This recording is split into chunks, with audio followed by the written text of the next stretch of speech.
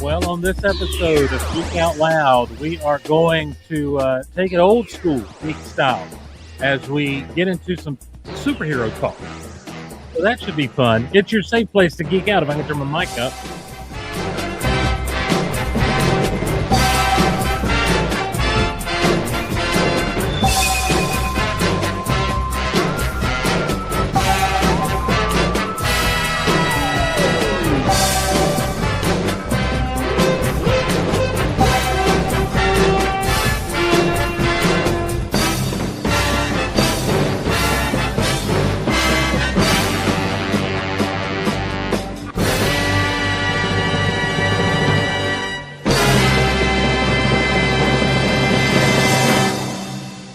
Hello, everyone, and welcome to Geek Out Loud. My name is Steve Glosson. So glad to be along with you on this, your safe place to geek out on the internet. We are live as live can be at Mixler, at Rumble, at YouTube. We are there in all the places, I do believe. And so we're glad to have everyone here with us tonight who's joining live. I say we're in the Mixler chat. We've got Brian Kent. We've got the Cattle Boss.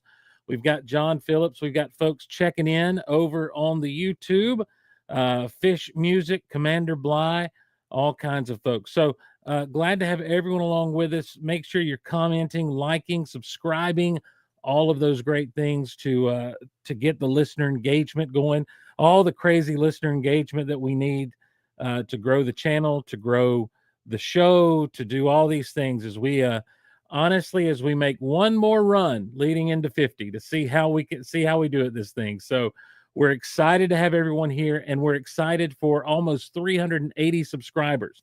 So 21 more to go until we hit the 400. I think 379 is the last I saw, and I haven't seen that there have been any others since I last saw.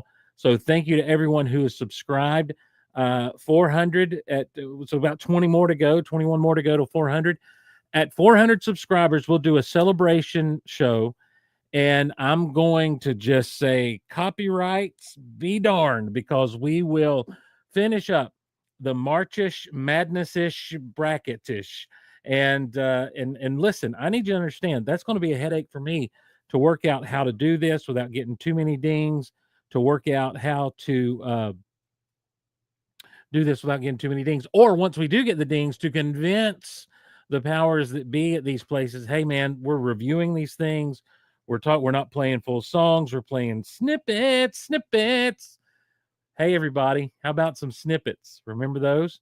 For those of you who don't remember snippets, we used to do the show. I did the show with my podcasting partner for life, Derek Russell, from the Super House of L. Happy 20th, by the way. If you haven't seen that video, check it out over on the Instagram, or I don't know if it's on the YouTube or not, for the Super House of L, formerly Starkville House of L.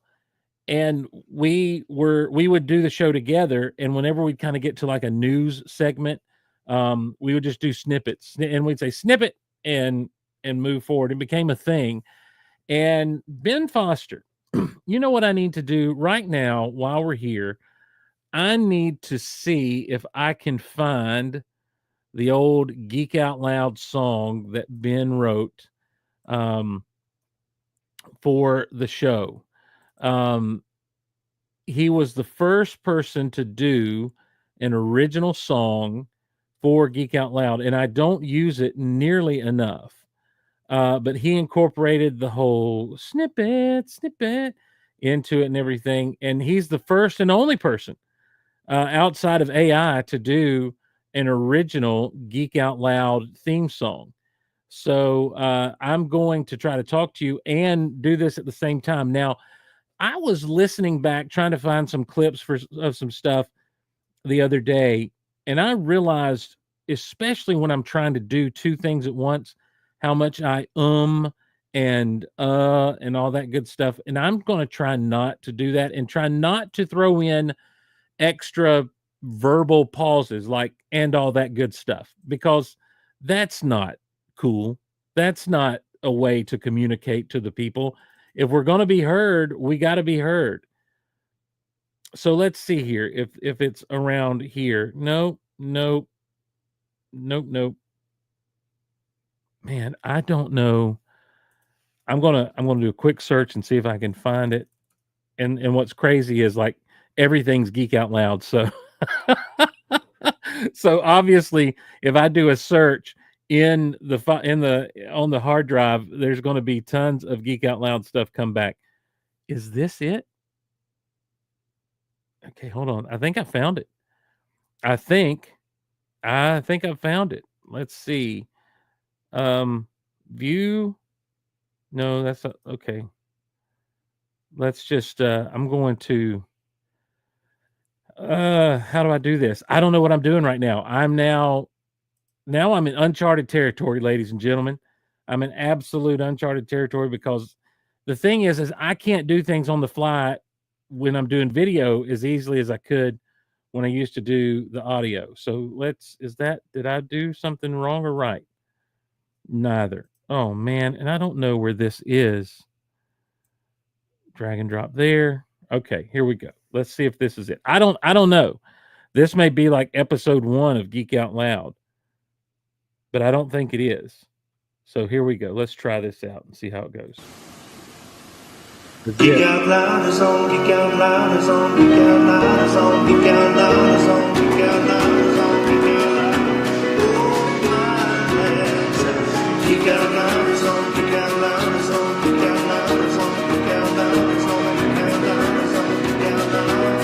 Oh my man, Kermit the Frog, you're up in the hall, waiting for Superman to finally show.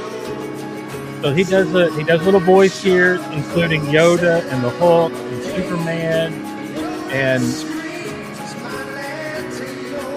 Superman's late for all their get together.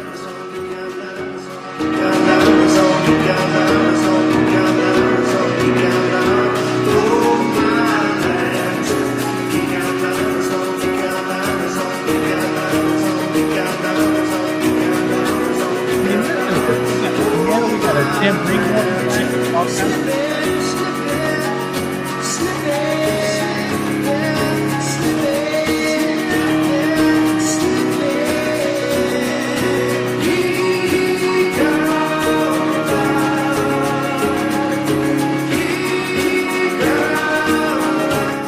Here comes the key change.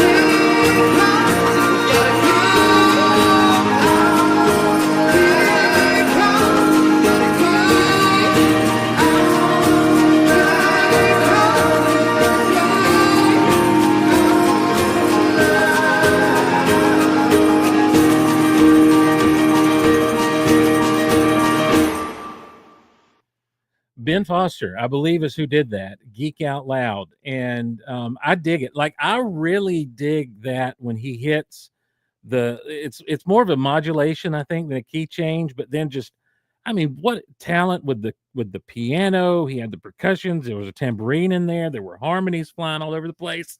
Ben, if you're still with us, I'll take another, sir. I mean, that is good. I always forget how good it is, and then I play it, and it's so good. So, yeah. Anyway, what was I talking about? How did we get there? I'm going to be honest with you. I don't know how we got there, and I can't find my notes. Oh, I had to submit. I was talking about music and dings and appeals and all this stuff. I had to like submit an appeal on a ding on the last episode for the Superman trailer, and had to resubmit and like I had to appeal. Like I submitted it. They said, "Hey, you can't play a trailer and talk about. You can't give us free promotion on our movie that's coming up." And so I appealed it, or I appealed it, and then they came back and said Warner Brothers just said no, you can't. So I had to appeal it again, and all the time I'm risking like getting a copyright strike. And finally, Warner Brothers was like, okay, you know what? You're right. You're giving some human being looked at it and said, he's talking over the trailer. He's not playing the full thing. He's not getting, he's a small channel, and maybe he's promoting the show. He's promoting our movie for free. Why not let him do this? And that's what I would say. Why not let us all do this? Just stop it. Stop being jerks. But anyway, so understand that if we get 400 subscribers, that's a lot of work that's going to have to come out of that. But I'm willing to do it. Now at 1,000 subscribers, I'll eat something weird or something. I don't know. I guess that's a YouTuber thing. Like, I'm going to challenge myself to something that no one said I'll do. So, for example, your travel YouTubers will be like, I'm traveling to 5 states in 2 hours. So you come along for the ride, and they'll try to weave their way up and like, whoa, we did it. I have 1 penny and I'm going to turn it into a house, that kind of thing. And so I don't know, like, it's just a challenge I'm giving myself. Watch me accomplish it or not accomplishment, or then just say I'll do it and then I forget it. That's kind of what I do. I'm like, this is a challenge I'm going to give myself.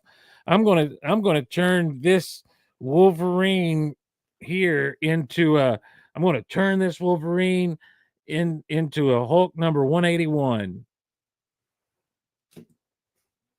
Forget it. How do you do that? Now I'm kind of thinking, how do I do that? How do I turn that Secret Wars retro style Wolverine into an issue of Incredible Hulk 101, 181, I mean, or 102. That's neither here nor there. Well, you know what? We'll get into some of this stuff as time rolls on. But again, just thank you. The whole thing is thank you everyone for subscribing it. Thank you for subscribing to the show, to the channel, to the YouTube, to the Rumble. Now Rumble, we've only got about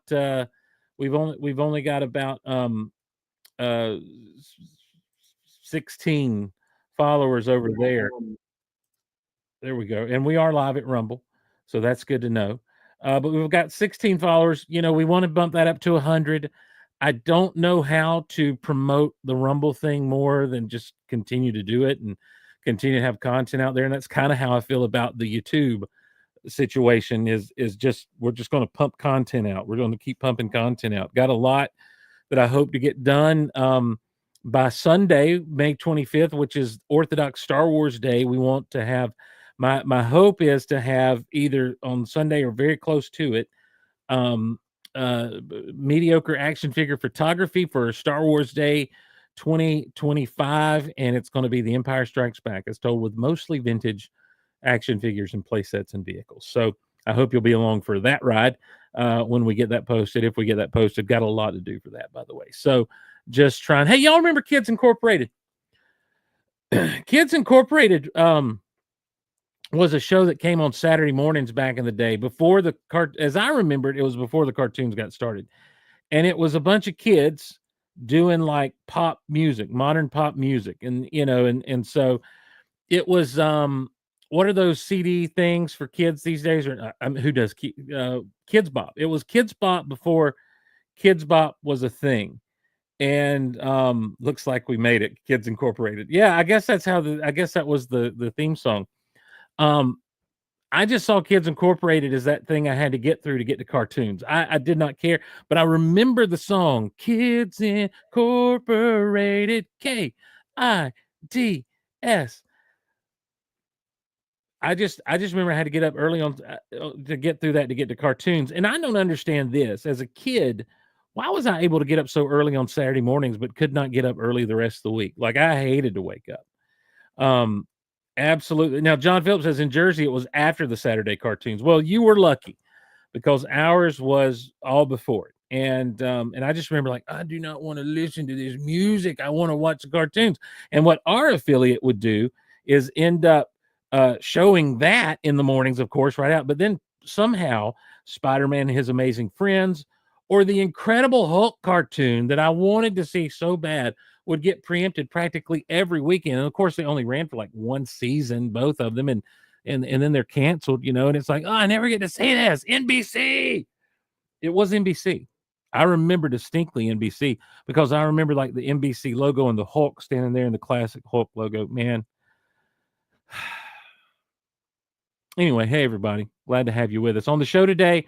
We're going to talk about our top 10 or my top 10 favorite superheroes. I had a neat, weird dive because I was trying to think, like, look, Andor's over, and I don't want to rehash Andor on this episode. I do want to come back to it because I want to have a bit more of an extensive conversation about the series as a whole now that it's all over, and its place in Star Wars, and kind of going back. And I want to discuss it in light of having seen the whole thing, in having it took me a while to get on board with what it is supposed to be. I still don't know if I like that as a Star Wars thing or not, but I want to have that discussion on the show. And I'd like to have some people with me potentially to do that. So, anyway, we're getting to, but so I said, well, we got to do just the classic goal then, talk about stuff that's not necessarily current, that's kind of evergreen. And so I thought we'd do top 10 superheroes. Now, I'll talk about it when I get there, but I did this years ago on the blog, on the geekoutonline.com blog. And so we'll talk about that when we get that. We're going to continue our looks at the Fantastic Four. I wanted to do one thing on this episode with the Fantastic Four, but I did not have the time to get it all together. So instead, we're doing another thing with the Fantastic Four. We'll talk about that when we get there. And if we got time, we'll open a Star War. What Star War will we open today? We've had some exciting Star War openings. We've opened Bespin Guards. We've opened a Hoth soldier who was also a JQ model. And on this episode, Lobot. We will open Lobot. This is VC Vintage Collection 223, old Lobot.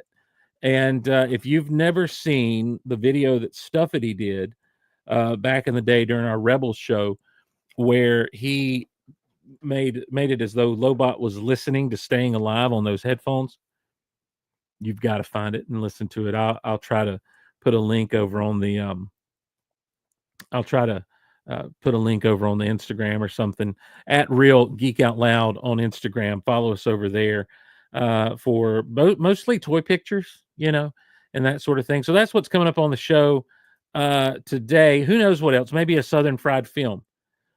Southern Fried Film, you say? What is that? Well, last week it was born on the show, because I was talking about Vader and them, and someone called me out and said I sounded super Southern, and I said, what if I told the story of Star Wars in a Southern drawl?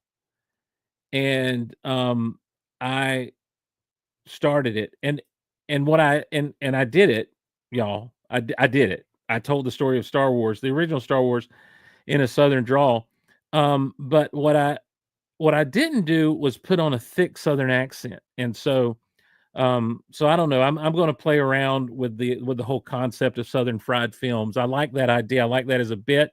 Southern Fried Films, copyright Geek Out Loud. Don't steal it, anybody. I hope I'm not stealing it from anyone else.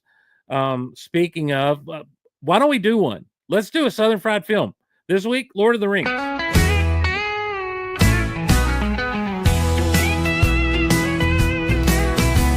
I sat myself down with a bucket of wings, flipped on the tube to see what it brings. There's a cowboy in space and a wizard with a wand, a superhero flying across a sci-fi pond.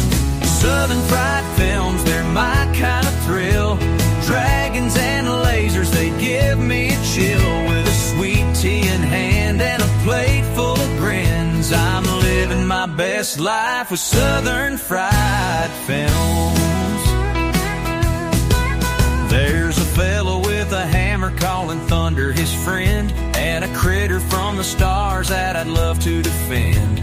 Elves and orcs brawling out in the woods, they'd all fit and fine in my neck of the woods. Southern Fried Films, they're my kind of thrill.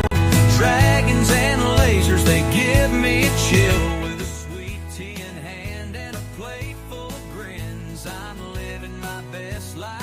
Southern Fried Film. Southern Fried Film. On this episode of Southern Fried Films, ladies and gentlemen, we'll do a Lord of the Rings, Fellowship of the Ring. Now, this is a very special movie. It's based on a book. Unlike last week's Star Wars, Lord of the Rings, Fellowship of the Rings is based on a book. And if you haven't read it, let me tell you something. You're either going to hate the movie because it leaves out a guy named Tom Bombadil, which we will not get to today, or you're going to love the movie because it so accurately depicts what J.R.R. Tolkien put on the page so beautifully well. So I'll just describe it to you. The fella open on a black screen with a voice telling you about the rings. Now, here's the deal with the rings. There were rings that were made for people and for the elves and the dwarves and for men, because these are the different races of beings that live. They say in Middle Earth, but is it not on Middle Earth? I mean, it's a planet. Here's the thing. This is the great thing about Tolkien's fantasy is this could be like some distant forgotten history that we all had. And, and I know that when I start talking about Lord of the Rings, I sound like a proper Southern professor. Oh, that's how I should do this one. No, I'm not going. I'm going to keep it like this. I know I sound, but I just listen. Just because I don't sound smart don't mean I ain't smart. You okay? That's all I'm saying about that. So anyways, here's what this poem says. All right. That there were rings of power, 3 rings for elven kings under the sky, 7 for dwarf lords in their halls of stone, 9 for mortal men doomed to die, and 1 for the Dark Lord on his throne. In the land of Mordor where the shadows lie, 1 ring to rule them all, 1 ring to find them, 1 ring to bring them all, and in the darkness bind them. Ooh, that just sends chills right up your spine. Anyway, the whole movie opens with a big iron war, a big honking battle between the forces of Middle Earth that are good, like your elves and your dwarves and your men, and they are fighting the forces of Sauron, the evil man who's basically Satan in armor. I mean, that's what he is. And they are fighting because he's got the 1 ring to rule them all. And so this guy who is the king is going to go up and then finally his sword just knocks the ring right off of Sauron's hand, like just cuts it right plumb off. And so he grabs the thing and he's going to wear it, right? But it makes him invisible and all that. It's a magic ring. And for those of you who are familiar with The Hobbit, like all of a sudden you're like, oh my goodness, I remember a magic ring. I didn't realize it was this serious though, because it is serious. Now, the movies pulled a Star Wars. They did the Lord of the Rings before the Hobbit, when really the Hobbit comes before the Lord of the Rings. But that's not either here nor there. So you just don't worry about that right now. The Lord of the Rings tells you everything you need to know about the hobbits and all this stuff. Anyway, so the king, I think his name was Isildur. I had an aunt named Isildur, and Aunt Isildur could make the best peach pie. My God. I was like, Aunt Isildur, you bring in your peach pie? And she'd say, son, you know it ain't peach season. I said, well, geez, I thought you had some left in the freezer. And she looked at me and said, son, you know you came to my house and ate all them peaches.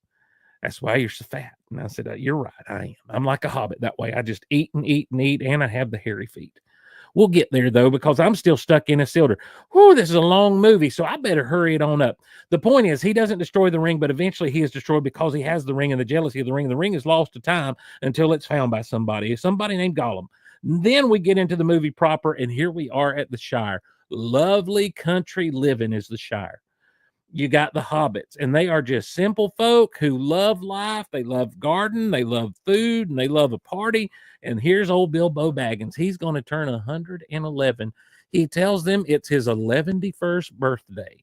Well, his nephew Frodo's living with him, kind of caretaker, even though Bilbo don't seem to need much of a caretaker, but he does. And Frodo's living there. And Bilbo has a plan that night. He's going to just sneak off because he's got that invisible ability ring that he's got, and he's going to sneak off from everybody. Gandalf says, "Hey, man, you better leave the ring here." And Bilbo's like, "It's mine. It's my precious." And Gandalf says, "What in the world are you talking about, son?" And so anyhow, Bilbo leaves. He leaves the ring, and Gandalf smokes while he waits on Frodo to get home. And when Frodo does, Gandalf is like, "You keep it secret. You keep it safe. I'm going." And he takes off. Gandalf does this a lot in these stories, especially the Fellowship of the Ring. It's not neither here nor there. Gandalf shows back up and says, "Hey, buddy, you got to go. You got to get out of here. We got to get that ring to the elves in Rivendell." Well, Samwise Gamgee's there. Old Sam, he hears everything's going on, and he ends up having to go with Frodo. As they're going, they bump into Merry and Pippin, two other hobbits, and they end up going along. And before you know it, there they all are with the elves at Rivendell. And there is a council like has not happened in Middle Earth in centuries. There are the elves, there are the dwarves, and there are the men, all represented. And by the way, I forgot to tell you, there are these people chasing these guys on horses. They're on horseback. They're called wraiths. And my God, have you ever seen the George C. Scott version of A Christmas Carol? By the way, note to self: Southern Fried Films, A Christmas Carol, coming December 2025. Anyways, they all look like that. They're just dark, hooded, just blackness. I mean, they're just scary, and there's nothing good about them. They just suck. You remember the Dementors on Harry Potter? I got to tell you something. I feel like that lady got the Dementor idea in her back of her mind from the wraiths, from the ring wraiths on the Lord of the Rings. So anyhow, they've been chasing down Frodo and the boys because Frodo and the Boys is an awesome hip hop album you should check out. They're because they've got the ring and they're attracted to the ring they're attracted to the ring like an Alabama is to his cousin. I mean, y'all didn't hear it from me. I'm just saying. So they're attracted to the ring, so they're chasing the ring. Frodo and the boys get away. That's where they bump into old Strider, aka Aragorn. Spoiler alert: not only is he in love with an elf, but he is the rightful heir to the throne of Gondor. He just don't want to be king. He ain't like Simba, who could not wait to be king. Aragorn could indeed wait to be king. Now, I know I am just throwing other movies out here left and right, willy-nilly, just flexing my movie muscle. And I don't mean to skip parts that some of you might think are your favorites, but it's a long butt movie, and we got to go. The point is this, and this is what matters. Frodo got stabbed by one of them ring wraiths up on this place called Weathertop. I don't know. I always thought, is it called Weathertop because that's where they observe the weather? I don't know. But they got him, and now he's poisoned by their blade, and they got to get him to the elves for healing. And they do, and he's okay, but when he wakes up, everyone's there, and they're ready to have this big meeting. So now it is determined this is the ring of power. This is the one ring to rule them all. So what are they going to do? Well, they're going to try to destroy it. They got to destroy it. And the only way to destroy the ring of power is, of course, by taking it to the fires of Mount Doom over in the Badlands. What do you call the Badlands? Mordor. That's what it is. You know what? Led Zeppelin sang of it when they said, "In the darkest depths of Mordor, I met a girl so fair. But Gollum and the evil one stepped up and slipped away with her. You're her. Yeah. Well, bless their hearts. This is a sweet, sweet moment. All right. Because what you have now is you got men. Old Boromir is saying, let's just take it and use it. And they're saying, we can't do that. It'll tempt us all. and will go down the dark path and become like those ring wraiths that just stabbed poor old Frodo. And then the dwarves say, well, I don't trust the elves with it. The elves don't trust the dwarves with it. No one trusts anybody to take it. And bless his heart, Frodo steps up and says, I will take it. I will take the ring. I will bear this burden into the darkness of Mordor and throw it into Mount Doom. Now, we got to be honest. I don't know that Frodo really knew what he was talking about at this point, but he sure was going to do it.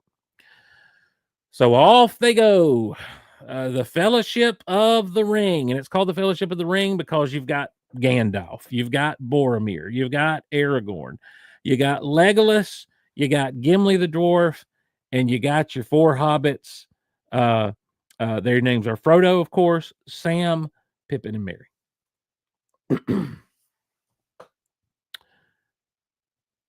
It's called Weathertop because it's windy. Now listen. It should be called Windy Top then. Rocky Top ain't called Rocky Top because it's sandy. Y'all know about Rocky Top. Anyway, where was I? The Fellowship of the Ring. They set off, and they are beset on all sides by evil. The evil Saruman, not to be confused with Sauron, is trying to thwart their every move. Here's what you need to know about Saruman. He was a white wizard, and he was a good guy. He turned evil. Him and Gandalf had a fight. Gandalf spun round and round and round and round about and ends up on the roof of this great tower wherein Saruman lives. He got away thanks to the eagles. But that's one of the things that delayed him for a time, because he's always going off getting delayed. Saruman, meanwhile, is like making like this whole new race of orcs called the Uruk-hai. And they are mean, and they are ugly, and they are out to kill and to retrieve the ring for Saruman. Played by the great Christopher Lee, who also played Count Dooku in the 2nd and 3rd Star Wars movies of the prequel trilogy. Oh my Lord, fish music. The area is called Weather Hills. I don't know if he gets the bit, ladies and gentlemen. Anyways, as we continue on here, I got myself lost. As they were lost, they go through the mountain. Oh my gosh, they have to go under the mountains where the dwarves used to live, because they can't go over the mountains because of the giants and the evil Saruman and all this stuff. So anyway, were the giants here or were they in The Hobbit? It doesn't matter. My point is this. They had to go underneath the mountain, whereupon they are confronted not only by goblins, but by the mighty, demonic, fiery Balrog. This thing was 10 feet tall. He had beautiful hair. He had some fire. He was made of fire. Anyhow, him and Gandalf face off, and that's where you get the Gandalf saying, "You shall not pass," and the thing's backing up, and he's cracking his whip, and Gandalf's like, I am the keeper of the light of the silver moon sky, and you shall not pass." And then he finally cracks his staff down, and the bridge upon which the Balrog is standing collapses, and he turns to go, and everyone's like, "Whew, we are saved from that fiery monster." And wouldn't you know it, that darn monster's whip comes up around, snaps Gandalf, pulls him down, and Gandalf has fallen into the abyss with the fiery Balrog. Well, everybody's sad. But they exit the mountain and they're sad, but they have to keep going. They have to keep going. They have to keep moving because, you know, they got to get that ring to the fires of Mount Doom in the heart of dark Mordor. Well, old Boromir, he can't help himself, y'all. The ring's power is just such a great temptation for him that he tries to take it from Frodo, and Frodo has to put it on to get away. That alerts the wraiths. The Uruk-hai are coming anyway. And now Boromir feels feels great regret down in his heart and soul for what he has done. Well, as Frodo is running away from Boromir, he runs into Aragorn. And Aragorn says, "You shouldn't be out here. What's going on?" And Frodo's like, "You stay away from me.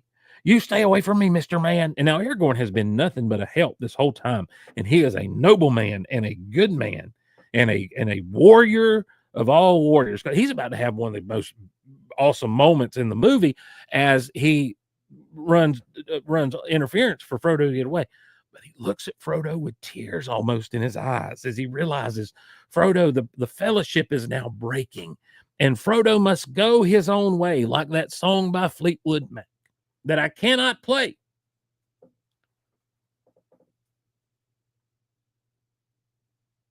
And he says, "I would have gone with you all the way into the very fires of Mordor."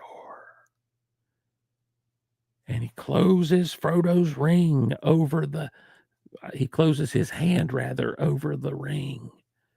And Frodo runs away as Aragorn turns around like a bad man and draws his sword, ready to confront the fighting Uruk-hai, which sounds like a good high school mascot. It sounds like something they have down in the swamps of lower Alabama. You know where it sounds like? They sound like they're from the swamps of South Georgia, where they sound like, "We are the fighting Uruk-hai of Tift County." That is a very localized joke there. We are the Lowndes County fighting Uruk-hai. It's quite specific, ladies and gentlemen. Anyway, Frodo runs away. He's getting in a boat. Oh, I forgot to mention they met. You know what? I ain't got time to go back.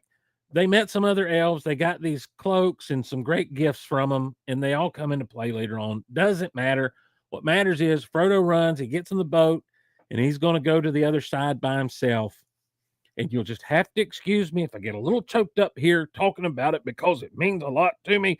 As Samwise Gamgee, who can't even swim, takes off after me, and he's like, "Frodo, Frodo!" And Gandalf had told Samwise, "Don't you leave him, Samwise Gamgee." And Samwise said, "And I don't mean to." But that's after he chased him out, and Samwise can't swim, and he chases him out into the water, and Frodo pulls him up in the boat and says, "What are you doing?" He says, "Don't you leave him, Samwise Gamgee." And I don't mean to. Bless his heart. What a good man. What a good hobbit. So they take off. Meanwhile, the Uruk-hai are fighting. Y'all, poor Boromir is redeemed in the sense that he does his best to defend Pippin and Merry, and he takes all the slings and arrows that the Uruk-hai can throw at him until he is finally failed by the mighty fighting Uruk-hai of Charlton County. So they give him a warrior's burial as they send him over the falls in a boat, and the fellowship is now broken, and there's a decision to be made. Shall we go after Sam and Frodo, or shall we run to save our friends Merry and Pippin? Well, they choose to go save Merry and Pippin as Samwise and Frodo reach the other shore and go off onto their own, followed by a mysterious figure that's been following them all the way. Thus breaks the Fellowship of the Ring, and thus ends the movie. And I'm trying now to get out of my exaggerated Southern accent, but I don't know that I'm going to be able to. So here's what we're going to do. Now, I could go back, I guess, and do that like a good professor. You know, like the smart people. The Lord of the Rings was an incredible work of fiction and world building by one J.R. Tolkien, and Tolkien had a great way with words and linguistics and language and other things, and we are indebted to him for such a thing as what he gave us in the Lord of the Rings. So what an incredible man, an incredible writer. Look, we're going to take a quick break. The ads are real, by the way, and we encourage you to check out our affiliates as we get into this. But we're going to take a break. When we come back, top 10 favorite superheroes. Stick around. We'll be back on Geek Out Loud. Geek Out Loud. Geek Out Loud. Geek Out Loud. Geek Out Loud.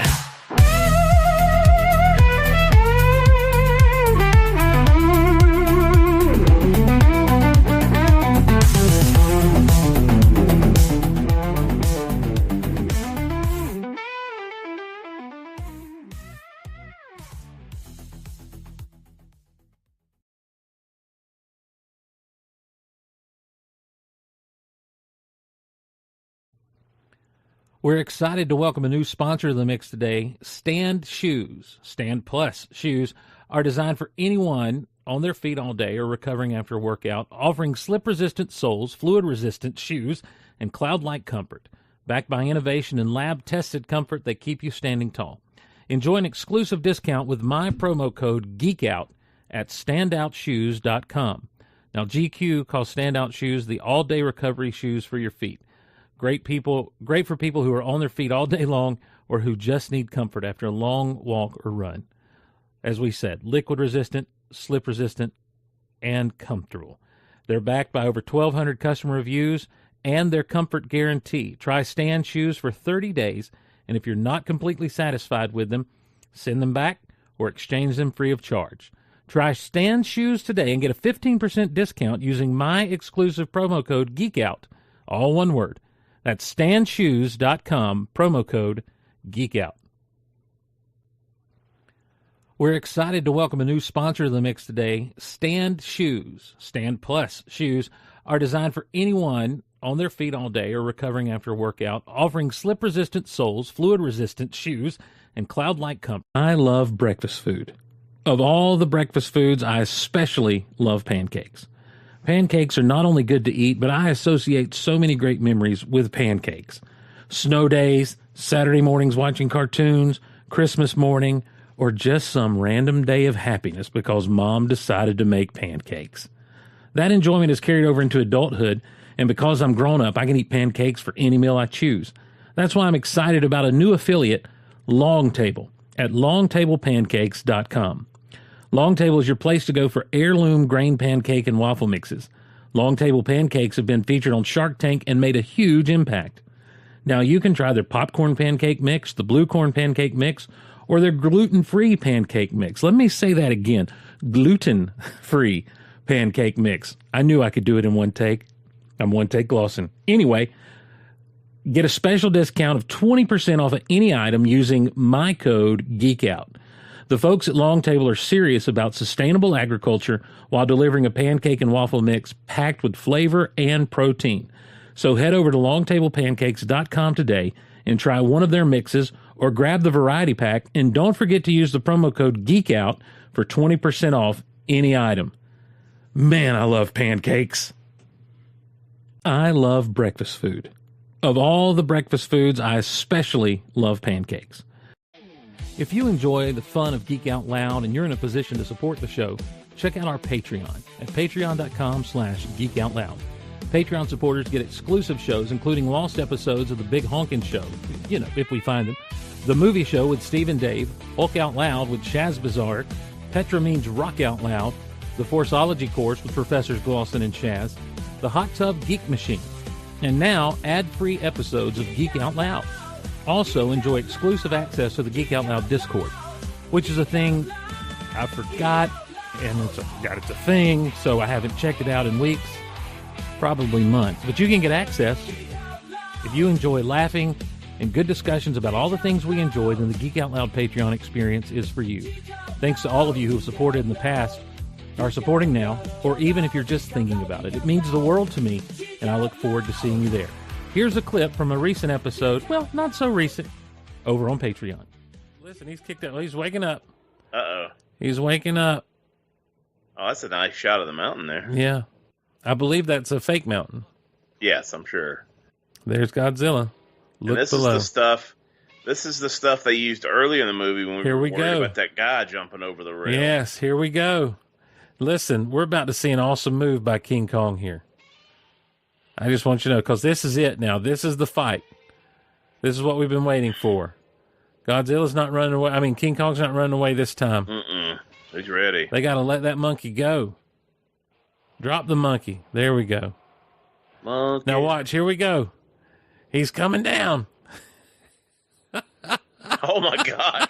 Boom! Oh, And Godzilla goes good tumbling. grief. Godzilla is down. That's right. Film it, buddy. Kong's up. Kong's up. He's going up the hill again. It's over, Godzilla. I have the high ground. You are my brother, Godzilla. I loved you. He has the high ground. Here comes Godzilla. You underestimate my power. And now the big brain King Kong, it looks like he's going back to the well for something that didn't work last time, maybe? Is he? Oh, I thought he was looking for a rock. Oh yeah. Instead, he's That coming doesn't look around. bad there with the arms. Where'd Kong go? Oh, Kong is using his big brain. Yeah. Using his big brain to hide from Godzilla. Little pea brain Godzilla now looking around.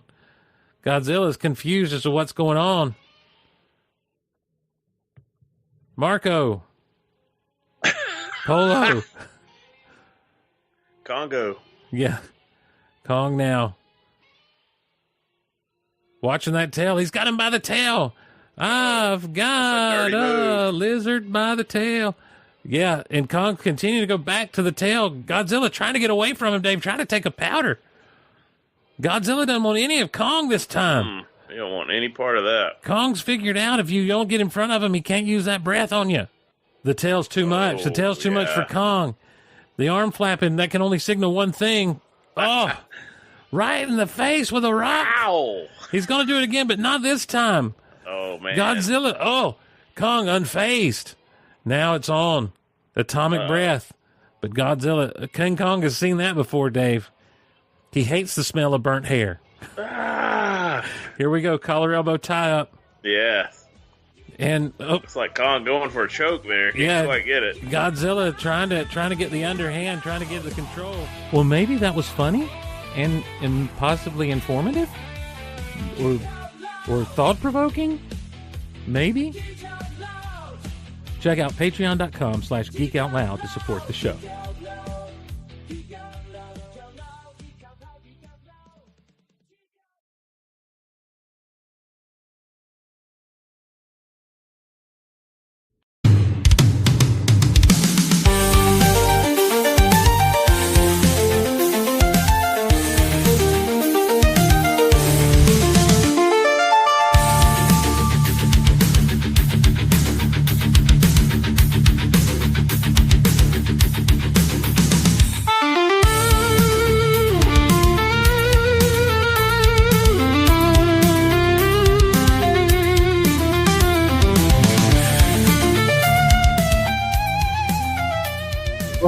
Welcome back to Geek Out Loud, one and all. We do hope you'll check out the affiliates that we have gotten and maybe support them. Find out. I will tell you this: stand shoes, not stand. I don't know why the ad says stand up shoes. I gotta do a whole, or stand out shoes is what I keep saying. How stupid am I?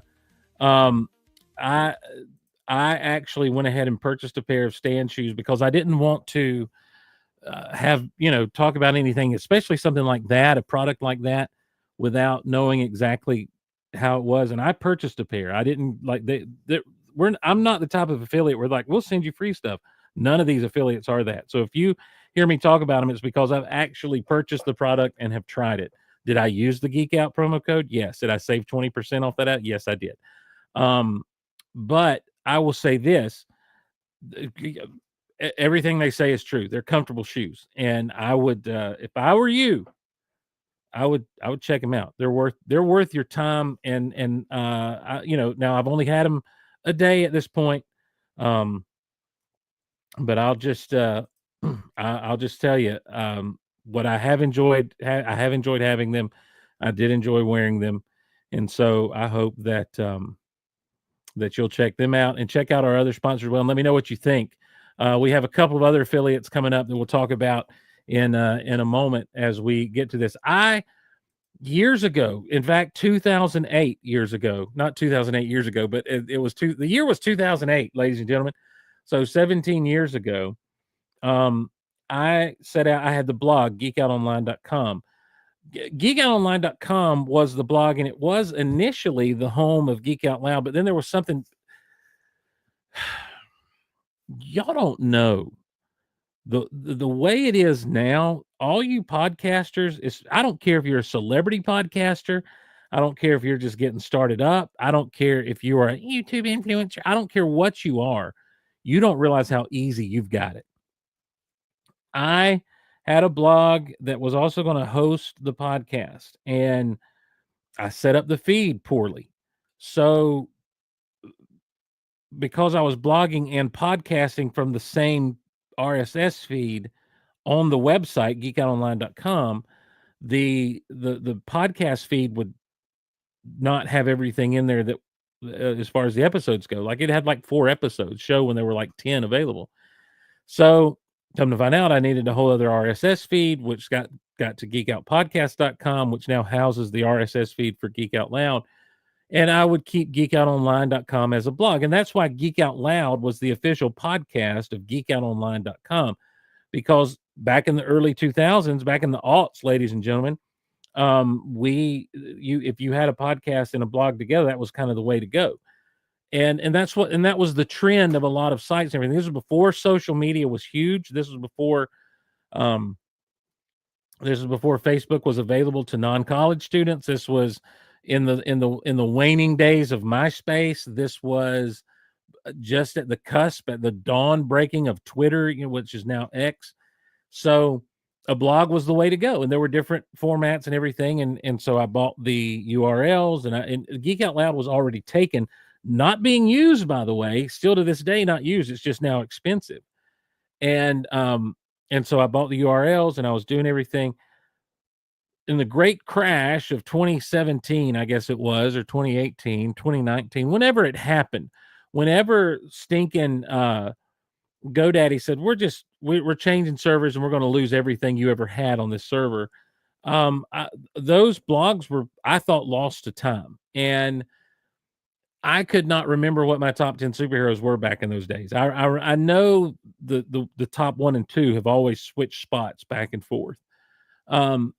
But I remembered today because I thought, if I'm going to do a Geek Out Loud, I don't have anything new to talk about. I haven't seen Mission Impossible yet.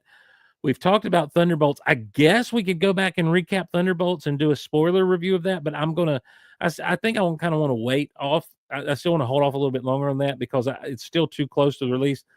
Not that I'm trying to respect people who haven't seen it and not give spoilers, but because it's not the Geek Out Loud way to do things in a timely fashion. So, I lost yeah, I mean, that'll happen. They'll get you.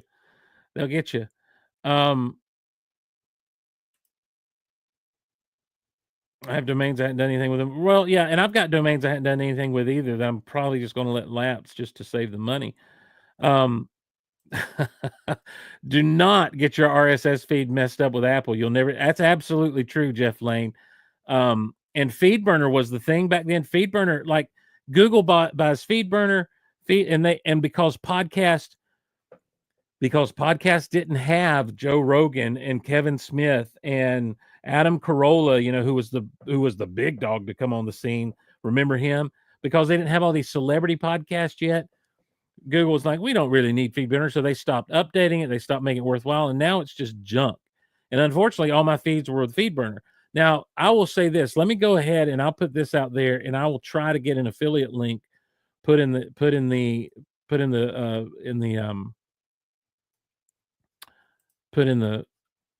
description for everyone. Blueberry, BLUBRRY, podcast hosting. These people have been wonderful with me since the great crash of whenever. And then GoDaddy started having some other issues, and I started having issues with feeds and everything else. And I was like, I'm so done. And I found Blueberry, and they are absolutely great. They have a great Great customer service. It's easy to use. They're very responsive when you get in touch with them. I actually ported all of my stuff from my feeds over to Blueberry. It was super easy. It was very simple, and they actually got on the phone with me to walk me through doing it. I would say go to blueberry.com and use them if you want to get into the whole podcasting thing, because it absolutely is great. And I'll tell you what, if you decide to use them, and this is an unexpected plug, I forgot that I could do this. I'm just being honest with you. Get your first month of Blueberry podcasting hosting free with the promo code GEEK. Use the hosting estimator on their site to determine the best plan for you. And don't forget GEEK for your first month free at blueberry.com. And I'll put an affiliate link in the description as well, so that you can check that out if you're interested in getting into podcasting, or if you've or if you're frustrated with maybe a feed or that sort of thing that goes on. So that's kind of thing. They had good reporting back. Yeah, they do. They really do good with their stats and everything. And they're going to be a little more accurate than some of the other things I've had in the past as well, which is kind of sad when the numbers are lower than I thought they were. But that's fine. That's fine. Anyway, to get back to where we were, I went on the Wayback Machine and the Internet Archive and found old images of geekoutonline.com with, I'd forgotten how I did some blogging back in the day. I was doing Smallville reviews. I was reviewing movies, talking about news. I was geek news. That is, I was just blogging whatever I could blog. And then I did a series of my top 10 favorite superheroes. And so I was going through those, and I was really questioning, why were these in my top 10 and honorable mentions. And so that got me thinking, what are my top 10 superheroes now? And I want to did you find most of the old episodes? I did not find the old episodes, Jimmy. I should show that. I did not find most of the old episodes. I was just looking for the blog specifically. I haven't gone to Geek Out Podcast. And I don't know that you can actually download anything from them. Commander Blythe says 1 through 10, the Hulk. No, actually not. But you know what? I also did comic book reviews on Geek Out Loud, particularly Hulk comics. I was reading. It was around the time when Red Hulk was new, and so I was, following the mystery of the Red Hulk. Oh, Jeff, yeah, reach out to me at geekoutonline@gmail.com. Geekoutonline@gmail.com, and I'll let you know, because I would. Yeah, I'll just say, yeah, there are a few I think that I've missed. And Jimmy says I have a lot downloaded. I think I've got some that you sent me, Jimmy. I've just got to go back and see, exactly what I've got. So anyway, as I was looking back, I realized, hey,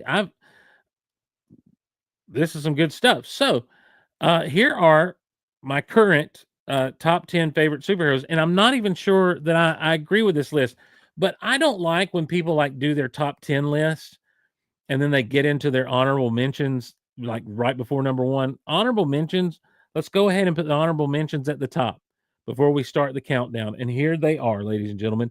My honorable mentions: Plastic Man. Plastic Man is one of those characters that is funny, and somehow a really good writer like Grant Morrison took Plastic Man.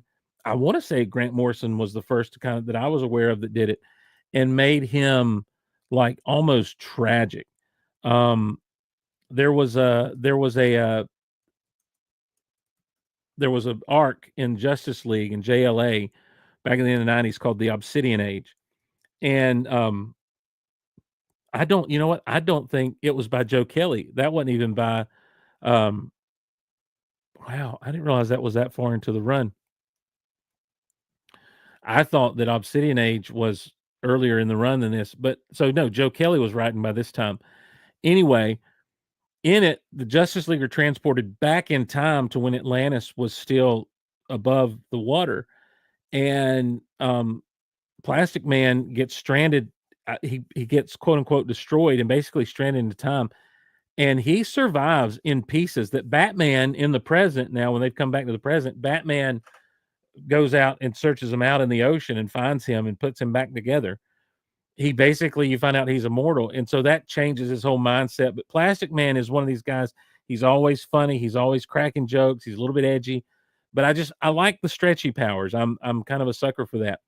My next honorable mention, the 90s version of the Guardians of the Galaxy. Now, I know we all love the Guardians of the Galaxy as presented to us by James Gunn and the Marvel Cinematic Universe, but I really enjoyed the 90s version of the Guardians of the Galaxy. It was a comic series that was launched based on the Guardians of the Galaxy that first premiered back in the 70s in was it Marvel Premiere? It doesn't matter. They consisted of a guy named Vance Astro. Vance Astro was a Buck Rogers man out of time kind of guy who's flung. These Guardians were in the distant future. And so Vance Astro is kind of that guy. He's flung from present day into the far future. He's got a metal suit that he has to wear because if he's exposed to air, he'll decay and disintegrate immediately. But he remembers the 20th century then, I guess it'd be the 21st century now if they were redoing that comic. And he is that man out of time who's teamed up with Martin X, who was from Pluto, I think. And then there was a guy, oh, it's not Charlie. Was it Charlie something? What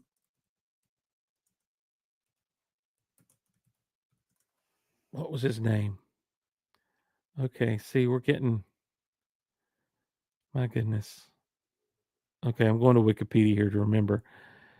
You had Vance Astro, as I said, Martin X, who was from Pluto, Charlie 27, who was from Jupiter, and he's a big old dude, like he's the muscle. And then you had Yondu. Now Yondu was from Alpha Centauri. He was a Centaurian, and they were very much a Native American kind of feel to them back. It wasn't like Yondu in the movies at all. Yondu in the movie is nothing like Yondu out of the comics. But then by the time you come along in the 90s, they've had some different adventures with our present day heroes, where either our present day heroes have been flung into the future or the Guardians have come to the past.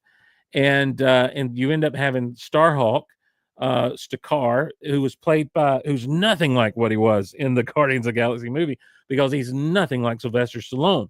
And so he and Alita, well, I think that was her name, they end up being kind of bonded together where they're all the same. And then they added someone from Mercury named Nikki, who fire-headed little girl and everything. And that was the 90s team that I knew. And man, I was able to jump in on issue number 1. And in classic Marvel storytelling, they gave you kind of the history and you started going. The thing about Vance Astro was, or as some people call him, Major Victory, because he won a major victory. The thing about him is he was in modern times, in regular timeline, Marvel Boy, later called Justice.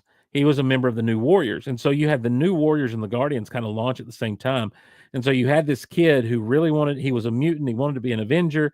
And you had him knowing that he was going to go down this path. But really those Guardians are from an alternate future where the Brood ends up kind of taking over the galaxy, and they had to fight them off, that sort of thing. So anyway, and they added some more people down the way, but man, they went through a lot of fun stories early on in that run, and I just remember really digging them. And they haven't finished that. Here are the members they've put out in Marvel Legends of that team: Vance Astro and Yondu, and that's it.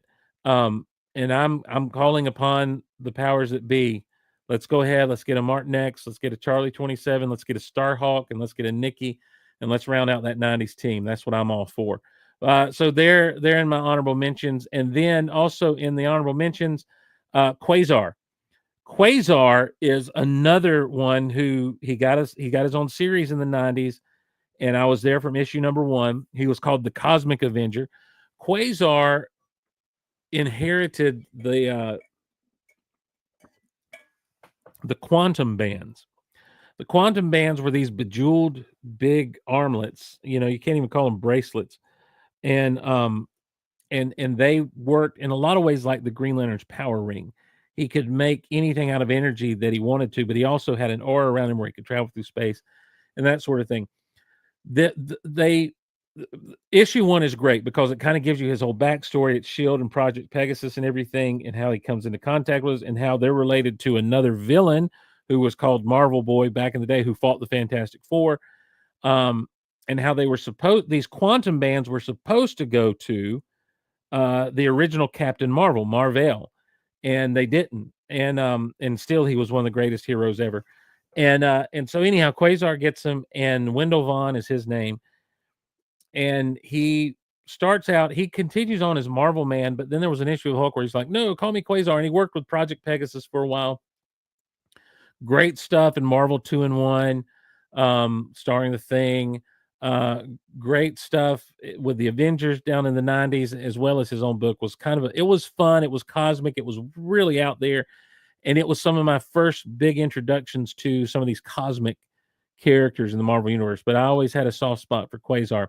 Aquaman gets a bad rap. He's in my honorable mentions, and he's in my honorable mentions because he was on the Super Friends. And I'll just go ahead and say anybody in the Super Friends cartoon that's not on my top 10 list, honorable mentions, because they're some of my favorites from childhood. Firestorm, Cyborg, from the Galactic Guardians. You had, of course, Wonder Woman. When you get to the Challenge of the Super Friends, all of those guys that were on there just are right there, honorable mentions. They deserve to be up there. But Aquaman I mentioned specifically because in Grant, and I know this is Grant Morrison's run because it was like issue 2 or 3, where they're fighting the evil Martians that show up on Earth. One of them makes fun of Aquaman, says, what do you do? Talk to fish? And he's like, actually, I can communicate with that part of your brain that is, primitive part of your brain, and basically give you a seizure. And he absolutely just causes the guy to go down with his fish telepathy. And he's pretty cool. So I was really a big, I liked Aquaman. That impressed me. I like that moment, I should say, in Aquaman lore. And I think he's worthy because he is one of those characters that has been around. I mean, he was big in pop culture before some of these other DC characters that people love. But anyhow, so he's in my honorable mentions. Cyclops from X-Men. I don't know why. And particularly Cyclops as you see him on Giant Size X-Men #1. I like the full hood up, the visor, the blue. That's my preferred look for Cyclops. I just like his powers. I like the press the thing on the side, open up the visor, and boom, beams coming out of your eyes. I like it. And then honorable mentions, I have to put Wolverine in there. He's not one of my favorites. If you lived in the 90s, you got Wolverined out. But you can't deny what Claremont and company did to make him super cool after his initial introduction in Hulk 181, and the backstory that he ends up developing through the years before you ever get to like Wolverine Origins, before you ever get to that stuff about him and Sabretooth and their connection as kids. His backstory as far as the samurai stuff and his time in Japan and all his Canadian stuff, it's just a great, he's a good character. He's one of those that people love to play with, and why is he such a jerk? Why is he so mean? Why? Because he's the Wolverine. So those are my honorable mentions. I love superheroes in general, so you could throw a superhero out there and I'd probably say yes, that's one of my honorable mentions. In fact, I'll challenge those of you who are live right now. Go ahead, throw a superhero out there. They're in my honorable mentions. I guarantee you that I'll make them my honorable mentions because that's what I'm. Beast from the X-Men, honorable mention right there. He's worthy of an honorable mention. So that is that gets me to my top 10. So number 10, and unfortunately I'm not going to have images for all of these peeps because I just don't. Number 10 is the Flash, but particularly the Wally West version of the Flash. Wally West was Kid Flash for the longest time, and he is one of the most successful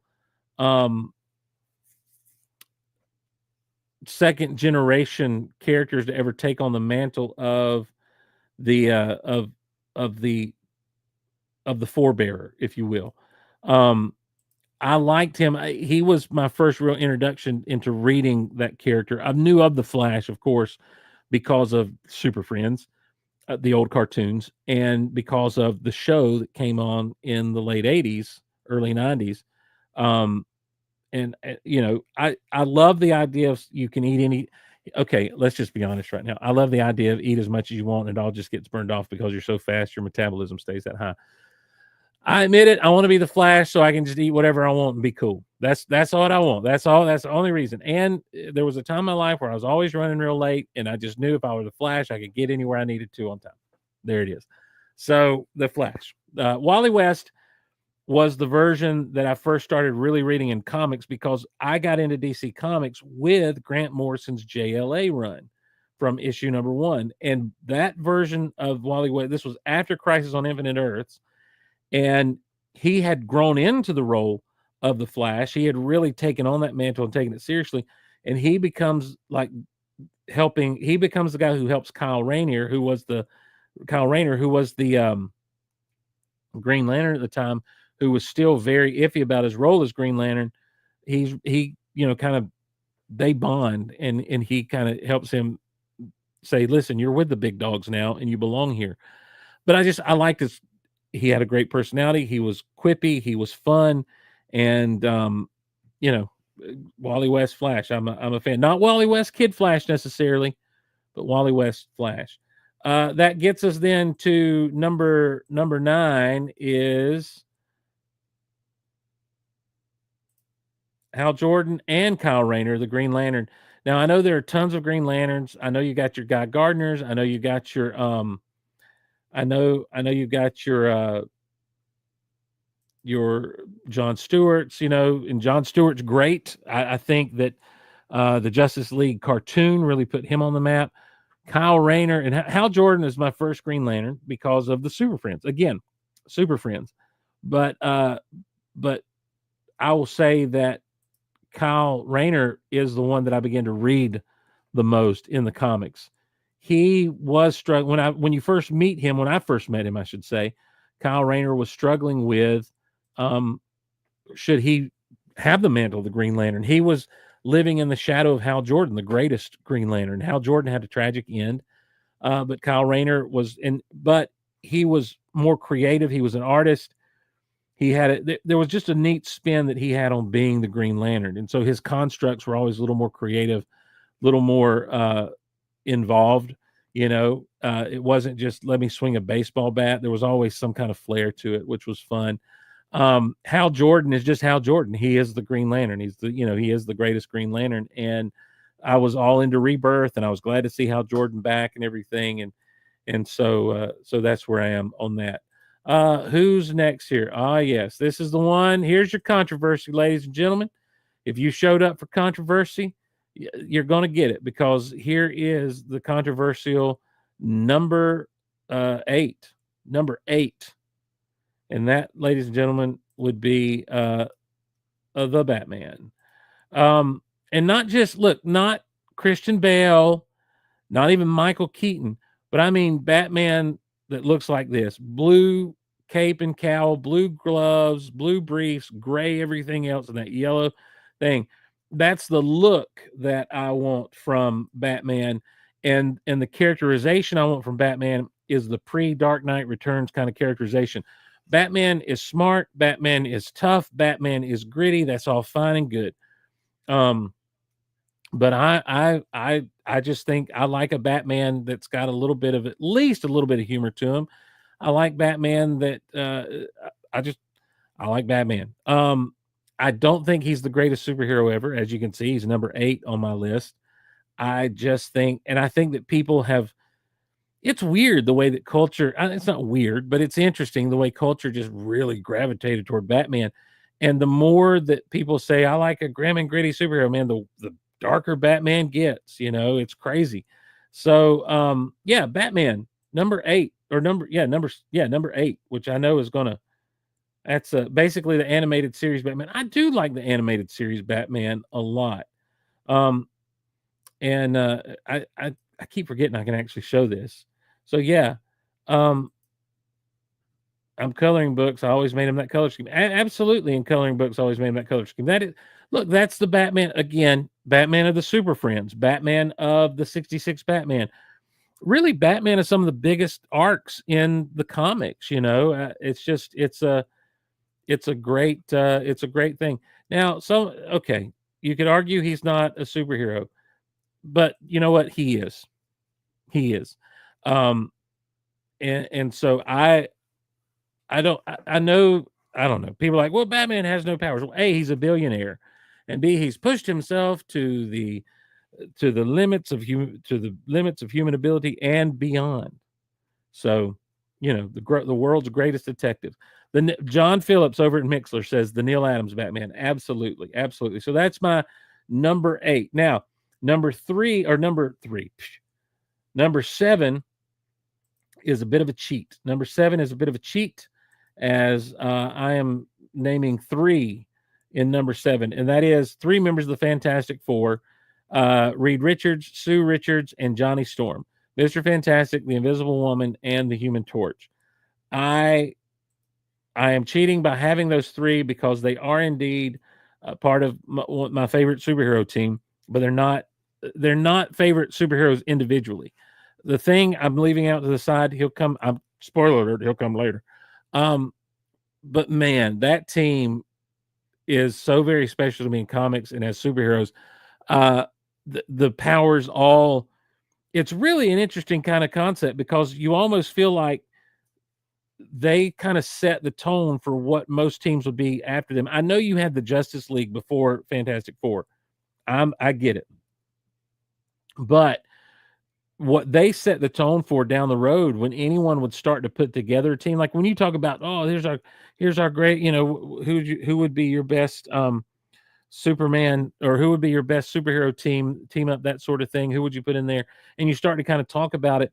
Like people start to say, well, who's your smart one? Who is your heavy hitter? Who is your hothead? Who is your, who's going to be the, the loose cannon person? And so you end up with that goes back to this original team, and you've got the power of Sue Richards, who is invisible, but also has the force field thing going for Johnny Storm with the flames and the flying. I mean, he's got air, he's got energy, he's got all in the form of flames. He's also got the, the way they adapted those powers over the years, where it's not just that Johnny Storm can flame on and it's suddenly lighter than air and can fly. It's that Johnny Storm also, he can't control fire, but he can absorb heat.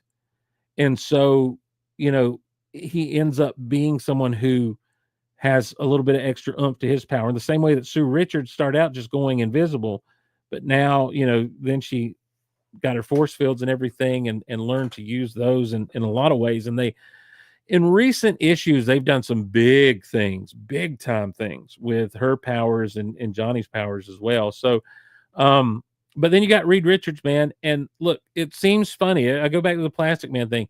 Stretchy powers seem kind of weird and funny, but like it's this neat thing of,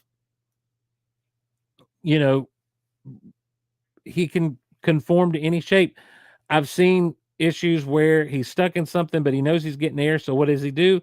He just really relaxes and oozes out of the trap that he's in and that sort of thing. So but then he's so smart, and a real good writer can take and not just focus on his intelligence, but also focus on the way that he's able to use his abilities in combat. And they end up making just a great team. So those 3, Reed, Sue, and Johnny, are my number 7.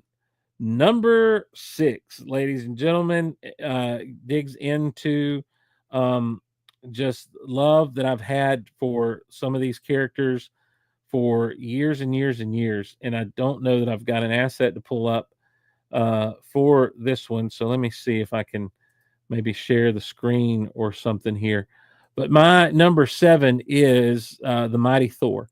And I don't mean Thor as we've seen. None of these are MCU picks. Understand that. I'm talking about Thor as he was in the Marvel comics. Thor who spoke in Shakespearean language, and Thor who, the son of Odin in his big red cape and the blue outfit with the circles all over it and the helmet with the wings, Thor. And I think he's cool. I think that the look is cool. And I don't like Thor in Asgard. I like Thor on Earth fighting alongside other superheroes. And I like the fact that you can have a Thor who is a bit of, an arrogant jerk sometimes. I like the fact that you can have a Thor who has some wisdom on him because of his, his experiences with Odin and everything else. Here he is, Thor. This Thor. I love the hammer situation. Where whoever holds this hammer, if he's worthy, is it will have the power of Thor, and the times that gets used to as back in the day, if he when he was Donald Blake or Eric Masters, if he wasn't hold on, if a minute elapsed while he doesn't have the hammer, he turns back to his human form, and that would cause some problems. Always love seeing Hulk and Thor fight. Love seeing Thor in any big brute fight. And yeah, big Thor. I like Thor. Big fan. So if he yelled too much, he'd have a Thor throat. That's absolute. I've been carrying this hammer all day, and boy, is my arm Thor. So I like. So yeah, Thor. And then number, what have I got here down as number? That was number 6. So number 5, ladies and gentlemen, number 5 is, he's got to be on the list because he is my kind of superhero. He's just a good dude. He is Marvel's own Captain America. So, and I mean Steve Rogers, Captain America. This guy is everything a hero should be. And I think that's one of the things that I really like about him, especially because it's not just that he's a soldier. It's not just that he is, he's all about America. It is that he is the embodiment of the American ideal. I don't mean the physical specimen of him. I mean his morals, his values. He's a man out of time who is does the right thing. Like, it's always, for him, it's all about what's right and what's good. And he's got that moral compass that comes from just being good, and I like the take that listen, I do enjoy the MCU's version of Steve Rogers. I enjoy the character. I enjoy what they had to say about him. And some people misinterpreted some things about that. Okay, let's dip into Thunderbolts a little bit. Some people misinterpreted what was said about Sentry. Because they were saying, well, because of what Erskine tells Steve, it doesn't change who you are. If you're a good man before you take the serum, you're going to be a good man after. And that was kind of the idea, is that Steve Rogers was a good man who wanted to fight for his country, who wanted to fight evil, and the serum enabled him to do that. If you had problems, the serum's not. If you had mental problems, a mental break, the serum's not going to fix that. And that's why when the Sentry receives that, plus all the other junk they did to him, it doesn't make him. It doesn't make him better. It just makes him what he is, with powers. And I think that a lot of people think that, well, the serum makes Steve Rogers more what's the word I'm looking for? More moral, and that's not the case. The case is that he was who he was before he ever took the serum, and the serum enabled him to do the things that he wanted to do as a soldier, and his values and everything. I like a good guy. That's really all there is to it. I like a good guy. I like a guy who a hero who you don't have to wonder, you don't have to worry about where they stand. He's not an anti-hero, he's a hero. And I think that it really shows when you get to when you get to Civil War. And I don't mean the movie Civil War, I mean the comic book Civil War. Captain America is not going to stand on the side of the government. He's going to stand on the side of freedom. And that's what it's all about for him. And I absolutely, I'm there for that. I am down for that. So Captain America is the old number 5, split in the middle. At number 4, ladies and gentlemen, I give to you Spider-Man. There he is, in all of his webby glory. Who doesn't like Spider-Man? Who is not in favor of this character? And why? If you're not, why? Spider-Man is that character I think we all want to be. You know, he's obviously, the power set is cool, the stick in the walls, the ability to spin webs, and it does whatever Spider can. But also, again, the character of Spider-Man, Peter Parker, driven by a moral compass based on with great power comes great responsibility. And you got to love that he's always trying to do the right thing. And they always were so good at writing him where he didn't know really what the right thing to do was, or he would have to sacrifice what he wanted for the greater good. And that's a hero. Spider-Man, all about him. It helps that he's my nephew's favorite. Spider-Man. Black suit. I'm cool with the black suit, but it's a red suit. I will say this. He also has, to me, the best rogues gallery of any other superhero. I said it, Batman people. I said it. Spider-Man's rogues gallery greater than symbol Batman's rogues gallery. I'm sorry. The Joker's a one-trick pony. He's just crazy. And I know everyone's like, but Batman's rogues gallery, there's a flip side. That's a flip side of the coin of Batman in all these different ways. It's psychologically, and no, listen, they're just bad guys that fight Batman.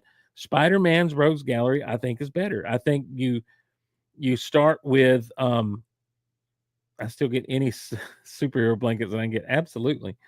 I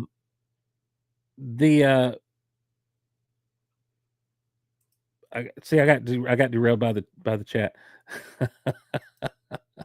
Number 3, Lee Majors again. His 4 is too low.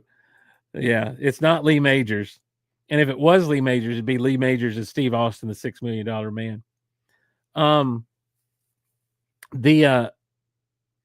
Who am I talking about? Spider-Man. Oh, the Rogues Gallery. So I see your Joker, and I give you the Green Goblin. The Green Goblin wreaked more havoc in Spider-Man's life than the Joker ever did in Batman's life. Then you say, well, what about the Penguin? I see your Penguin, and I give you the Kingpin.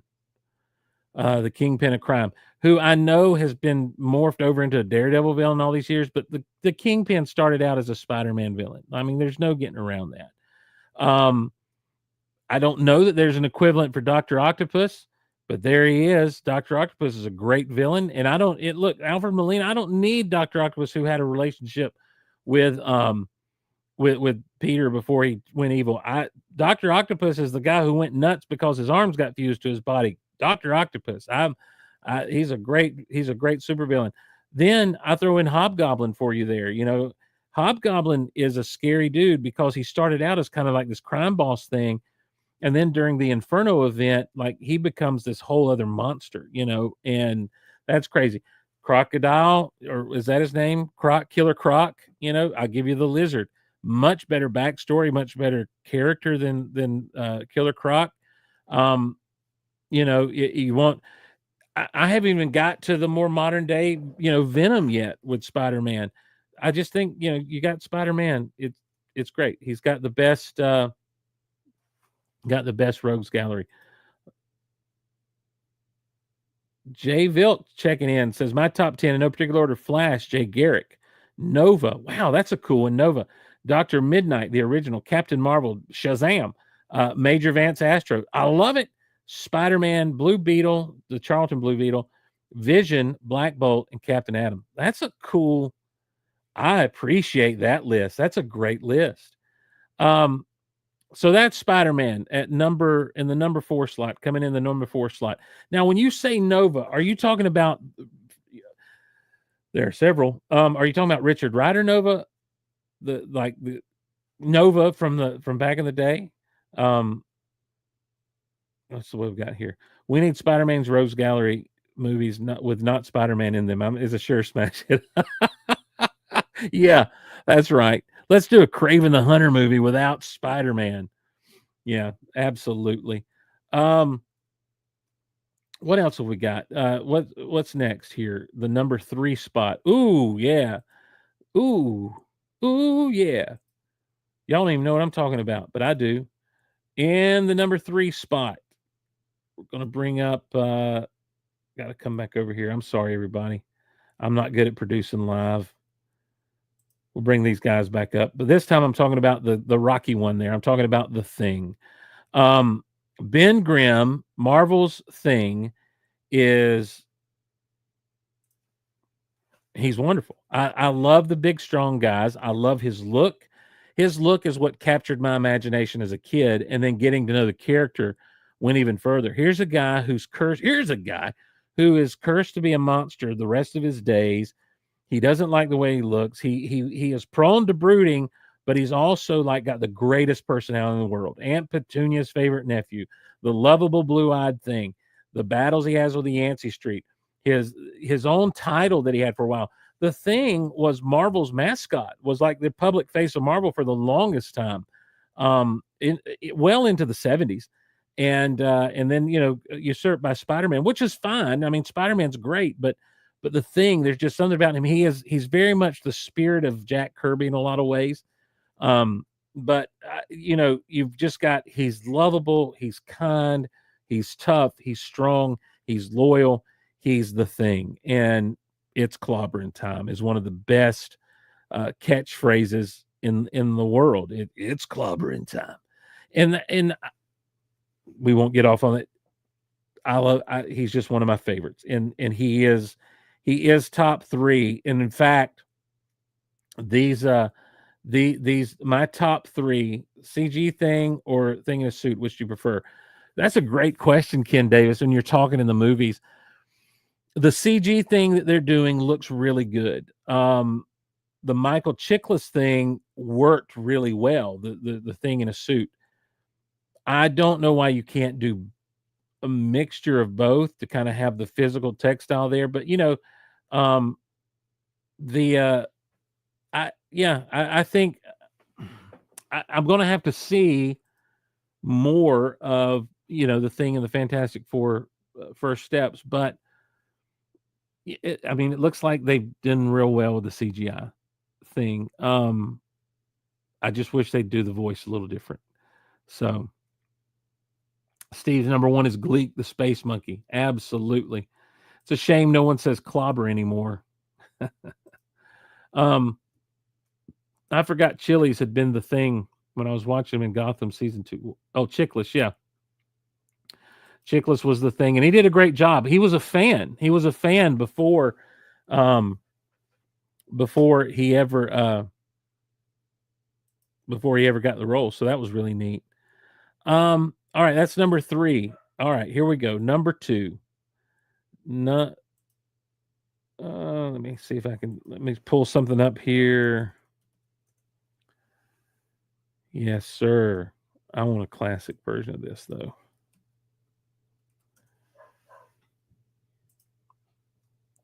There it is. That's what I'm talking about. Yep. Let me just see. Oh, they're all so good. I'm sorry, everybody. There we go.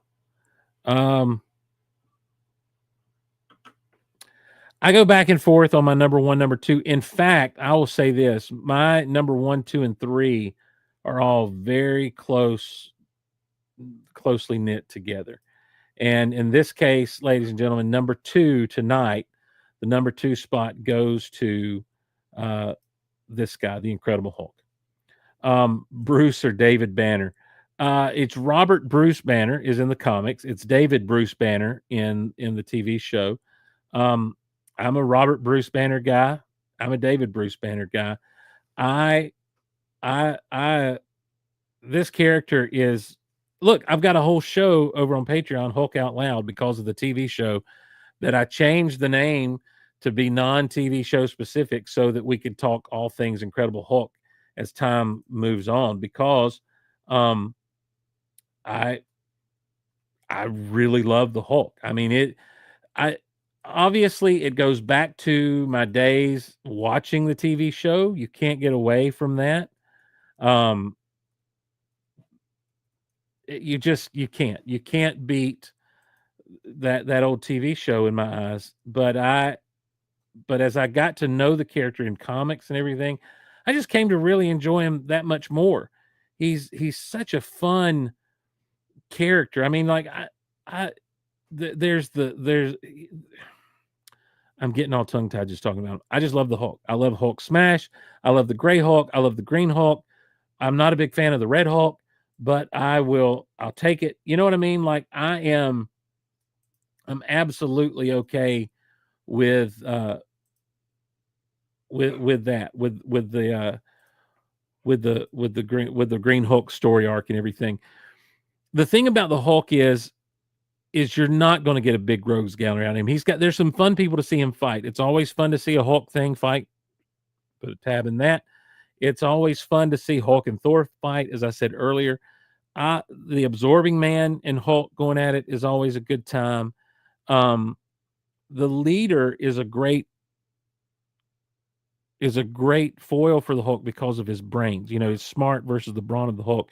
And the Hulk just always ends up thwarting the Leader. But the thing about the Hulk is being misunderstood. You end up with a lot of Hulk versus other heroes, but you also get to do a lot of interesting stories with Bruce Banner and unfortunately in recent years they've gone it seems like writers have gone a long way to try to ruin the character of Banner and the Hulk. The Hulk was never a bad guy. The Hulk was misunderstood. The Hulk was kind of like an animal early on, more afraid and confused and lashing out because of that. Because the minute anyone would be aggressive, then you would have him come back, because that's all he knew to do was be aggressive back. I love this. Nick Nolte as Absorbing Man. Inhumanity. Yeah. Number one is Speedball. It wouldn't surprise me. The thing about the Hulk is like you have these different iterations where he is smart or he's not smart, or Bruce Banner is controlling him, and all of these things come with their consequences. And it becomes this curse for Bruce Banner and everyone that's involved with him.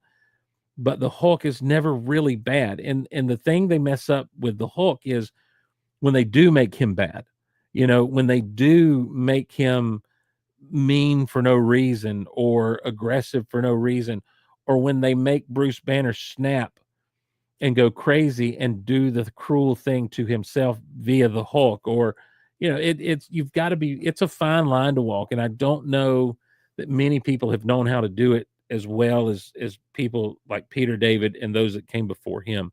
But when you get the character right, he's fun, he's exciting, and he might even tug on your heartstrings a little bit.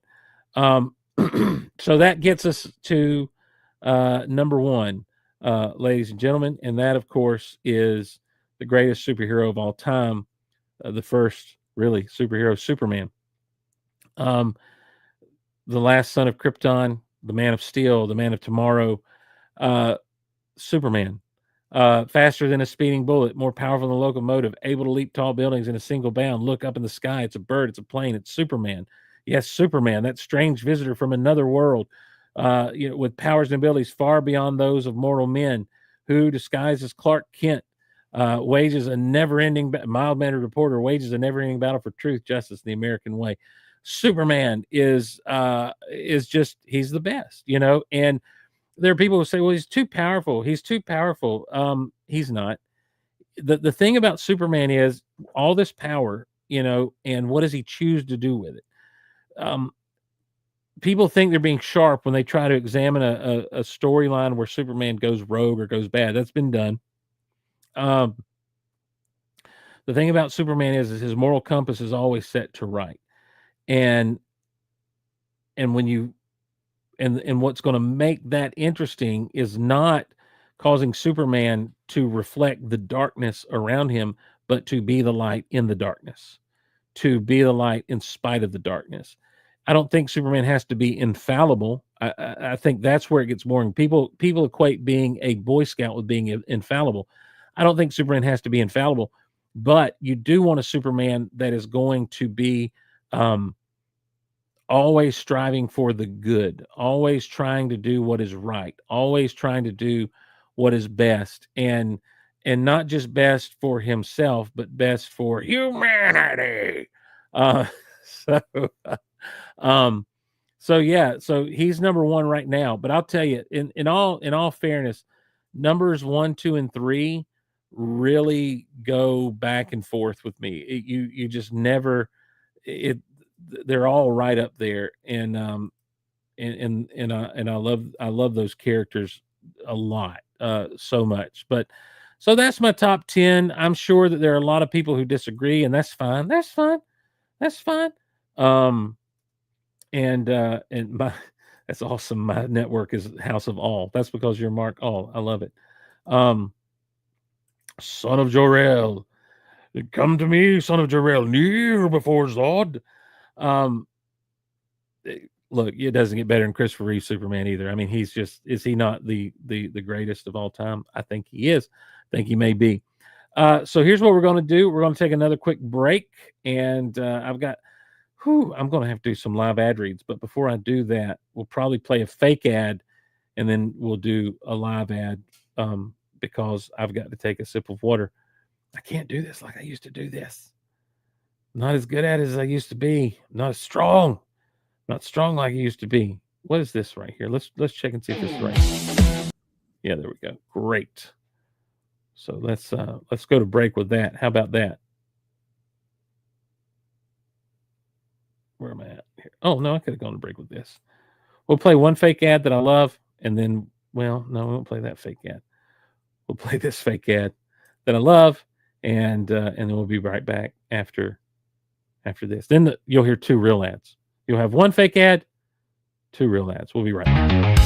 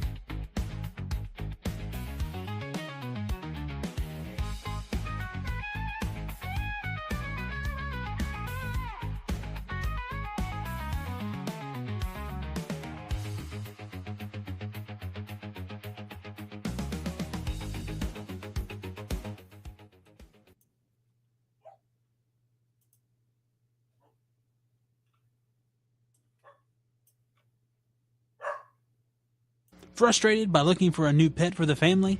That's why you should get your kids the all-new Silky Buddy. A pet, a chicken, and your buddy too. They are furry chickens. Wait, is this magic? A chicken with fur? Are you sure? Fuzzy Ewok chicken. Well, are they safe for kids? They're renowned for their calm, friendly temperament. They do well in confinement and interact very well with children. Sounds like it'll be perfect for the park, a day at the beach, or even show and tell at school. You need one. Order your Silky Buddy today for $29.95 plus $7.95 shipping and handling, 30-day money-back guarantee. Coming soon from the makers of Silky Buddy. Silky Dome Sparkling Jewelry. Frustrated by... Well, as the dog barks in the background, I want to tell you about Big Fork Brands. Big Fork Brands is your one-stop shop for, uh, well, sausage, meat snacks, sauces from the heart of Chicago. Big Fork Brands. They are based in the heart of Chicago, a family-owned business that crafts the finest burger and hot dog sauces, bacon sausages, and paleo-friendly treats. Their standout product is the Real Windy City sauce. It captures the essence of Chicago's vibrant culinary scene, basically hot dogs. Dive into our range of pork sticks, bacon sausage, and paleo jerky, all designed to satisfy your cravings while supporting a keto-friendly lifestyle. At Big Fork, we believe in wholesome ingredients and bold flavors, ensuring every bite is a celebration of taste. Elevate your meals with their unique offerings and experience why they're the ultimate choice for flavor enthusiasts. Embrace the Big Fork difference and indulge today. You can check them out at bigforkbrands.com and use my promo code GEEKOUT for a discount there. I want to tell you about a few things. They've got bacon sausage, which is like it's sausage made of premium cuts. It's not just like the nasty stuff. They've got bacon hot dogs, which is elevated hot dog kind of thing. They've got pork sticks. They've got the jerky. And these dips sound really, really interesting. So check them out at bigforkbrands.com. Use the code GEEKOUT for 20% off. And when you check out, 20% off at checkout using the code GEEKOUT, bigforkbrands.com. Check them out. Also, an affiliate that we're happy to have with us is Distill Union. Distill Union is at Distill Union. That's DISTIL Union.com. And you can check them out. Distill Union crafts sleek problem-solving essentials like wallets, key organizers, and they're designed with a less is more philosophy. They're durable, intuitive products, simplify everyday routines with style. You can enjoy, again, that exclusive promo or that exclusive discount with my promo code GEEKOUT. 20% off when you go to distillunion.com/geekout. Or you can go there, or you can just go and use that promo code at checkout, Geek Out. So let me tell you a little bit about Distill Union. Distill Union is founded in 2011. They have wallets, key organizers, phone cases, stands. They've earned a reputation for creating problem-solving products that are both intuitive and elegant, whether it's a wallet that eliminates bulk or a modular system that organizes what you carry. They thoughtfully engineer designs simplify life. Their flagship products include the Wally minimalist wallets, known for magnetic closures and slim profiles that securely hold your cards and cash. The Ferris modular key organizers that use magnets to snap your essentials together, keeping everything in one streamlined setup. Distilled Union problem-solving accessories. You know what I forgot to put? I'm so sorry. There you go. There we go. That's what I'm looking for right there. Forgot I had to do this in two screens. Distilled Union.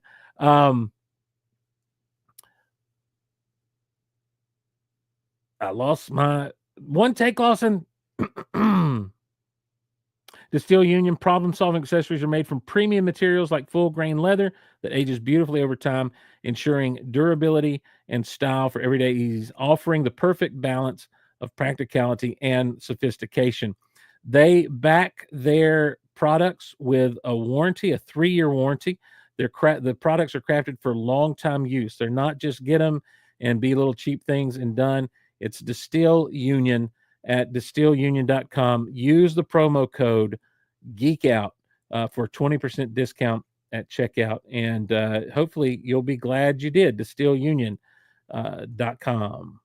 Let's get back into the Geek Out Loud. How about that?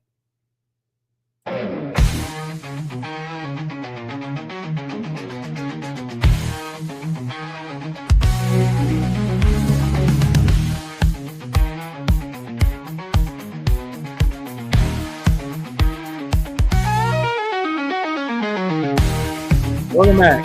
Geek Out Loud. You were never gone.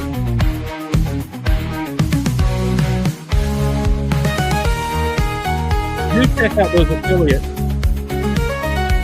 We have a few more on the way. Not tonight.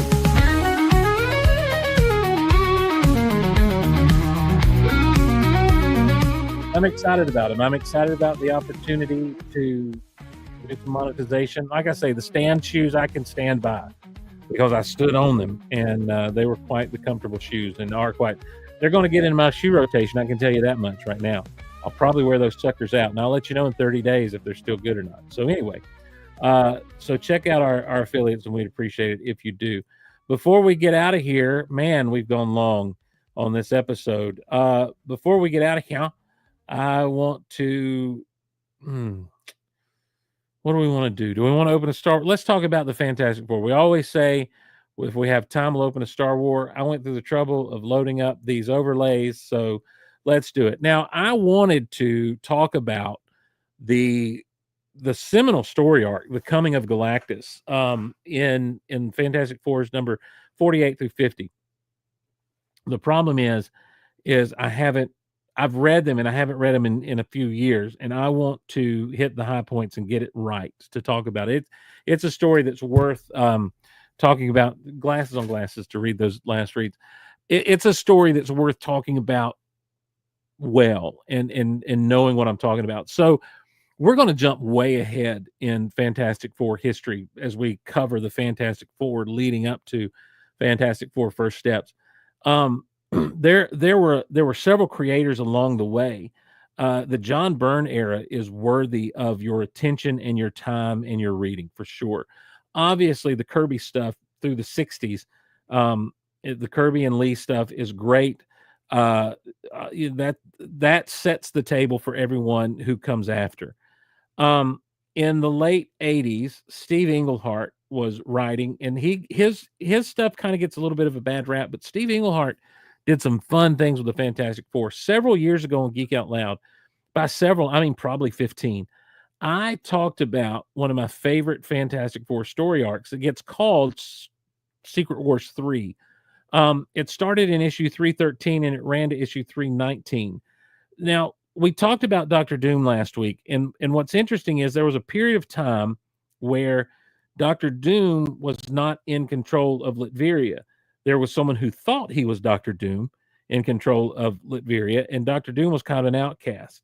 And he kind of randomly would pop up here and there, but it had been, wow, I'm going to say 2 years or more, 2.5 years since Dr. Doom showed up in a Fantastic Four comic book. When we finally catch up with him in issue 318, when he shows up in issue 318 with the Fantastic Four to go beyond the negative zone to where the Beyonder from the Secret War stuff is, and they do their thing. We'll recap that again, I'm sure.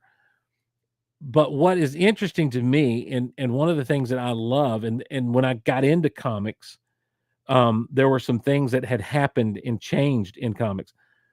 Remember, I'll go back to what I told you. I found those books in the library. Those books were of a certain era of comics.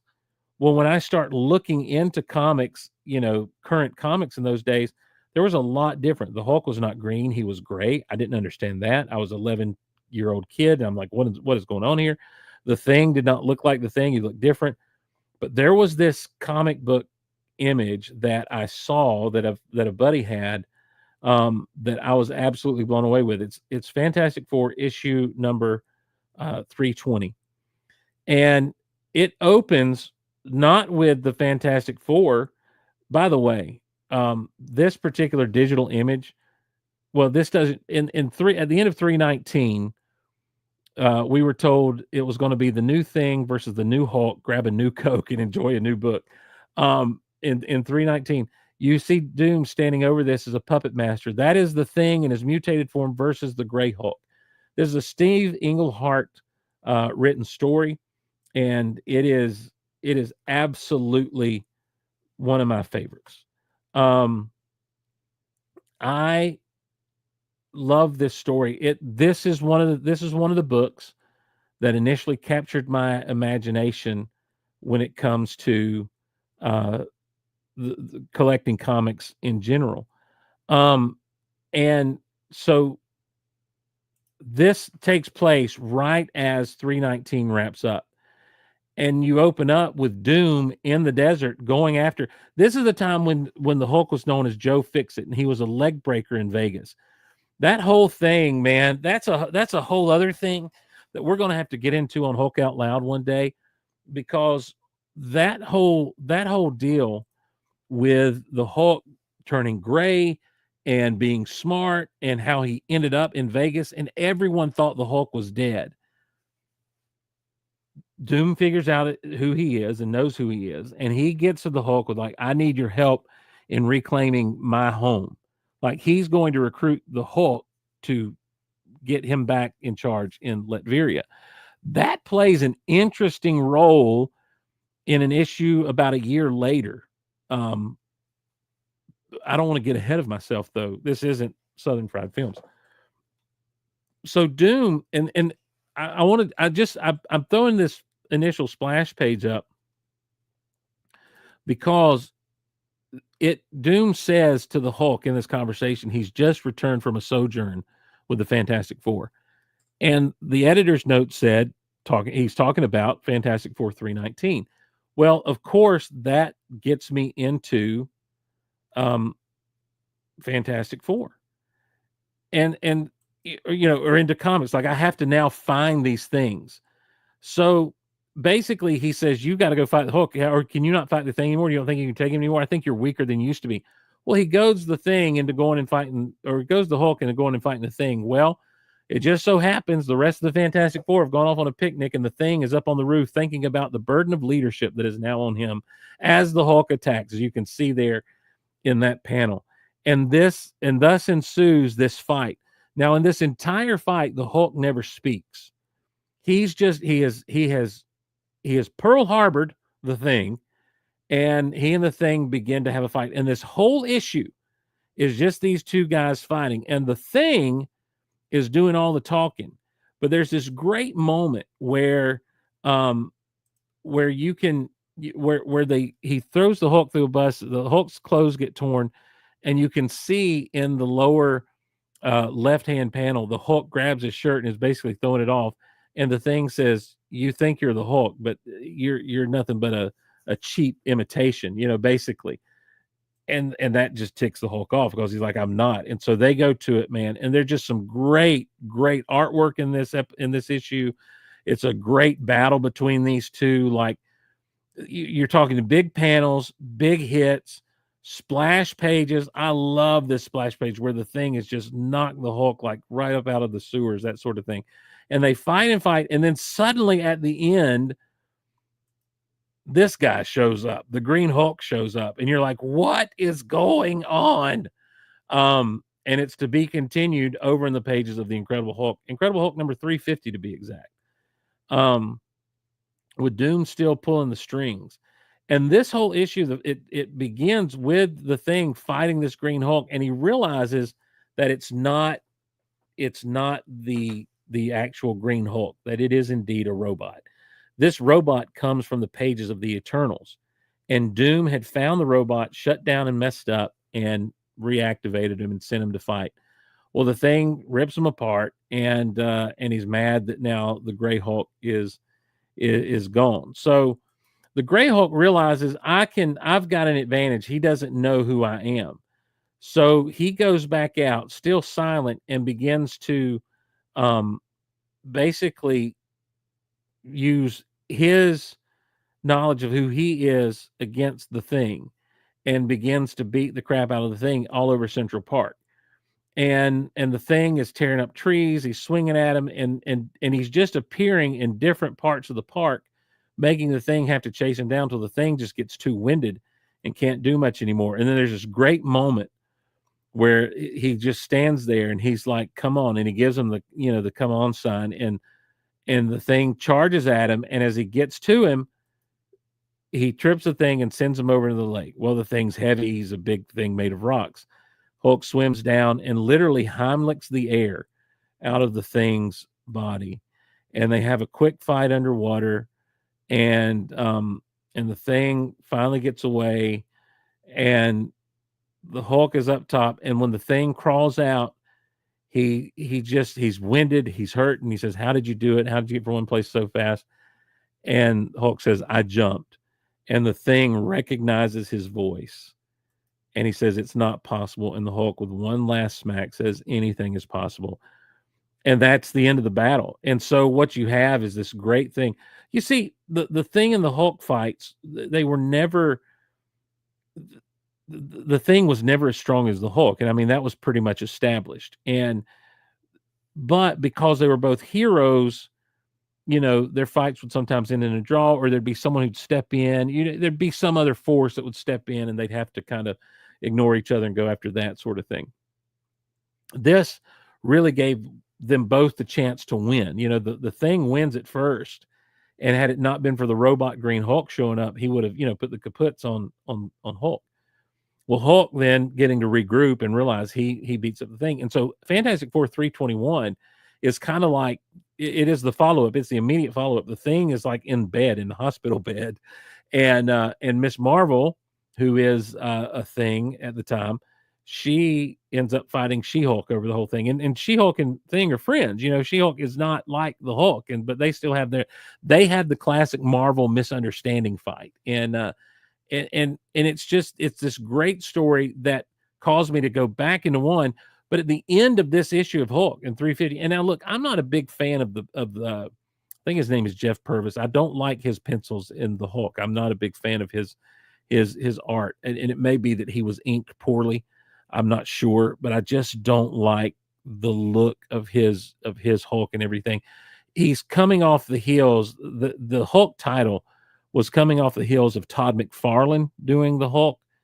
And you can see, especially in the issues that immediately follow, you know what, I'm going to say not so much in 348 and 349, which is an Absorbing Man and Spider-Man story respectively, but in 346 and then this one, 350, you really do have, in 347, I should say, 347, 348, it's neither here nor there. My point is this: don't like the art that much. But this issue ends with the Beast showing up and telling the Hulk they need him. They're calling all Avengers, and the Hulk's like, "I'm not Avenger anymore." He's like, "You are now."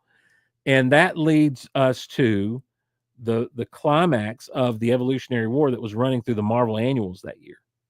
I mean, so now I'm a kid and I'm like, well, I got to find out what happened in 319. And to find out what happened in and then I've got to find out what's going to happen next, so I've got to track down this Avengers annual. It was the heyday of comics. I loved the whole medium. Like, they knew how to suck you in. And when you get 319, you realize this is the end of a story that's been taking place for months. And so you start chasing down all those issues, and that becomes one of my favorite stories, probably because it was one of my first completed story arcs. And it's only like 7 issues if you count Fantastic Four annual number 19, I think it was. And so you're not talking about, or was it 21? Doesn't matter. You're not talking about like a huge story arc that you're chasing down, but you are talking about you've got to find it. You've got to. And when you're in my little town, you don't get to go to a comic book store often. You just hope they have the back issues you're looking for, and you hope that you can afford them when you get there. But it was my first real taste of the Thing versus the Hulk, and I really just, I was hooked, man. That's what hooked me. But when you see the Fantastic Four, you realize that that's a rarity. Like those types of issues where it's just a big brawl is a rarity, because there's so many times where they're fighting cosmic beings, or they're having to think their way out of things, or it's this standoff with Doom that's really interesting. I'm telling you, the stuff leading up to issue 200 is really intriguing. Issue 200 itself is kind of a mind bender of an issue. And it's worth your time checking out if you want to. But 320, Fantastic Four 320 and 321 go well together, but you got to stick 350 in the middle there. And then we're off to the races. I think 322 and 323 are, and 324. 320. Okay, yeah, 322, 323, and 324 are all kind of Inferno tie-ins, but you also have Kang and Mantis show up in those. and you have a situation where Johnny is flamed on super high and can't flame off. He's got his supernova going and he can't flame off. And you've got Reed and Sue have been gone and they come back, and that gets into a whole other deal that we'll talk about hopefully down the road before we get to Fantastic Four First Step. So yeah, man, that's just some comic book talk. I don't know why I still have the Marvel Comics Unlimited app up there for you. Yeah, how about we do this? You know what I didn't do? I want to say a huge thank you. Even though we promoted it, I want to say a huge thank you to all of our Patreon supporters. Those of you who support us directly at patreon.com/geekoutloud. We really appreciate you. Dave Jones and I, in honor of Superman coming to theaters in June, for the month of June, we're going to be watching Superman Returns. Superman Returns is a favorite of both of ours. And so we're going to be talking over that while we watch it over at Patreon and Movie Show with Steve and Dave. We've got Hulk Out Loud coming with the third episode of season 1 of Hulk, starring, spoiler alert, Kreese. So there's going to be some Karate Kid jokes. By the way, Karate Kid comes out next week in theaters. You think I'm not looking forward to that? I show am. Show is. And so that's all happening coming up, and looking forward to that over at Patreon. Ad-free versions of this show are available at patreon.com/geekoutloud for everyone who is a patron there. So we appreciate everyone's support, and appreciate you guys being a part of what's going on over at patreon.com/geekoutloud. We're not going to get to the Star Wars tonight because it's time to go, ladies and gentlemen. We have to shut her down as it is late in my neck of the woods.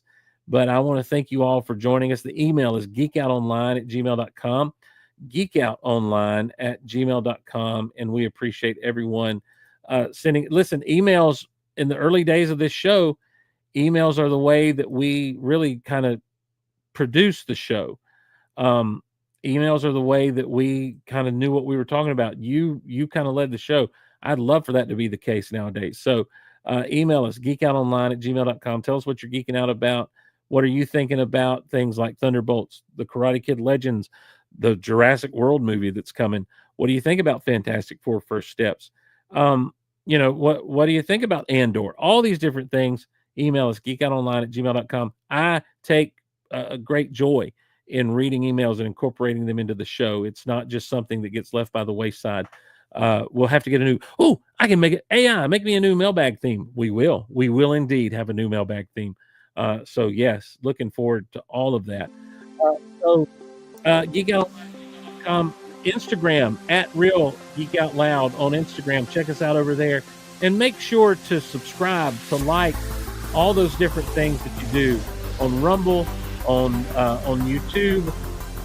Do all those things for us. It really helps out the show. Check out the shorts that we're putting up. Trying to put out the shorts daily. I'm trying to do all the stuff, ladies and gentlemen.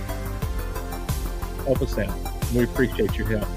Hope you've had a great time. I've had fun. It's been a good kind of classic Philly kind of Geek Out Loud, hasn't it? Until next time, I'm Steve Glosson. We'll see you around the Goal of Earth. Have a good one, everybody.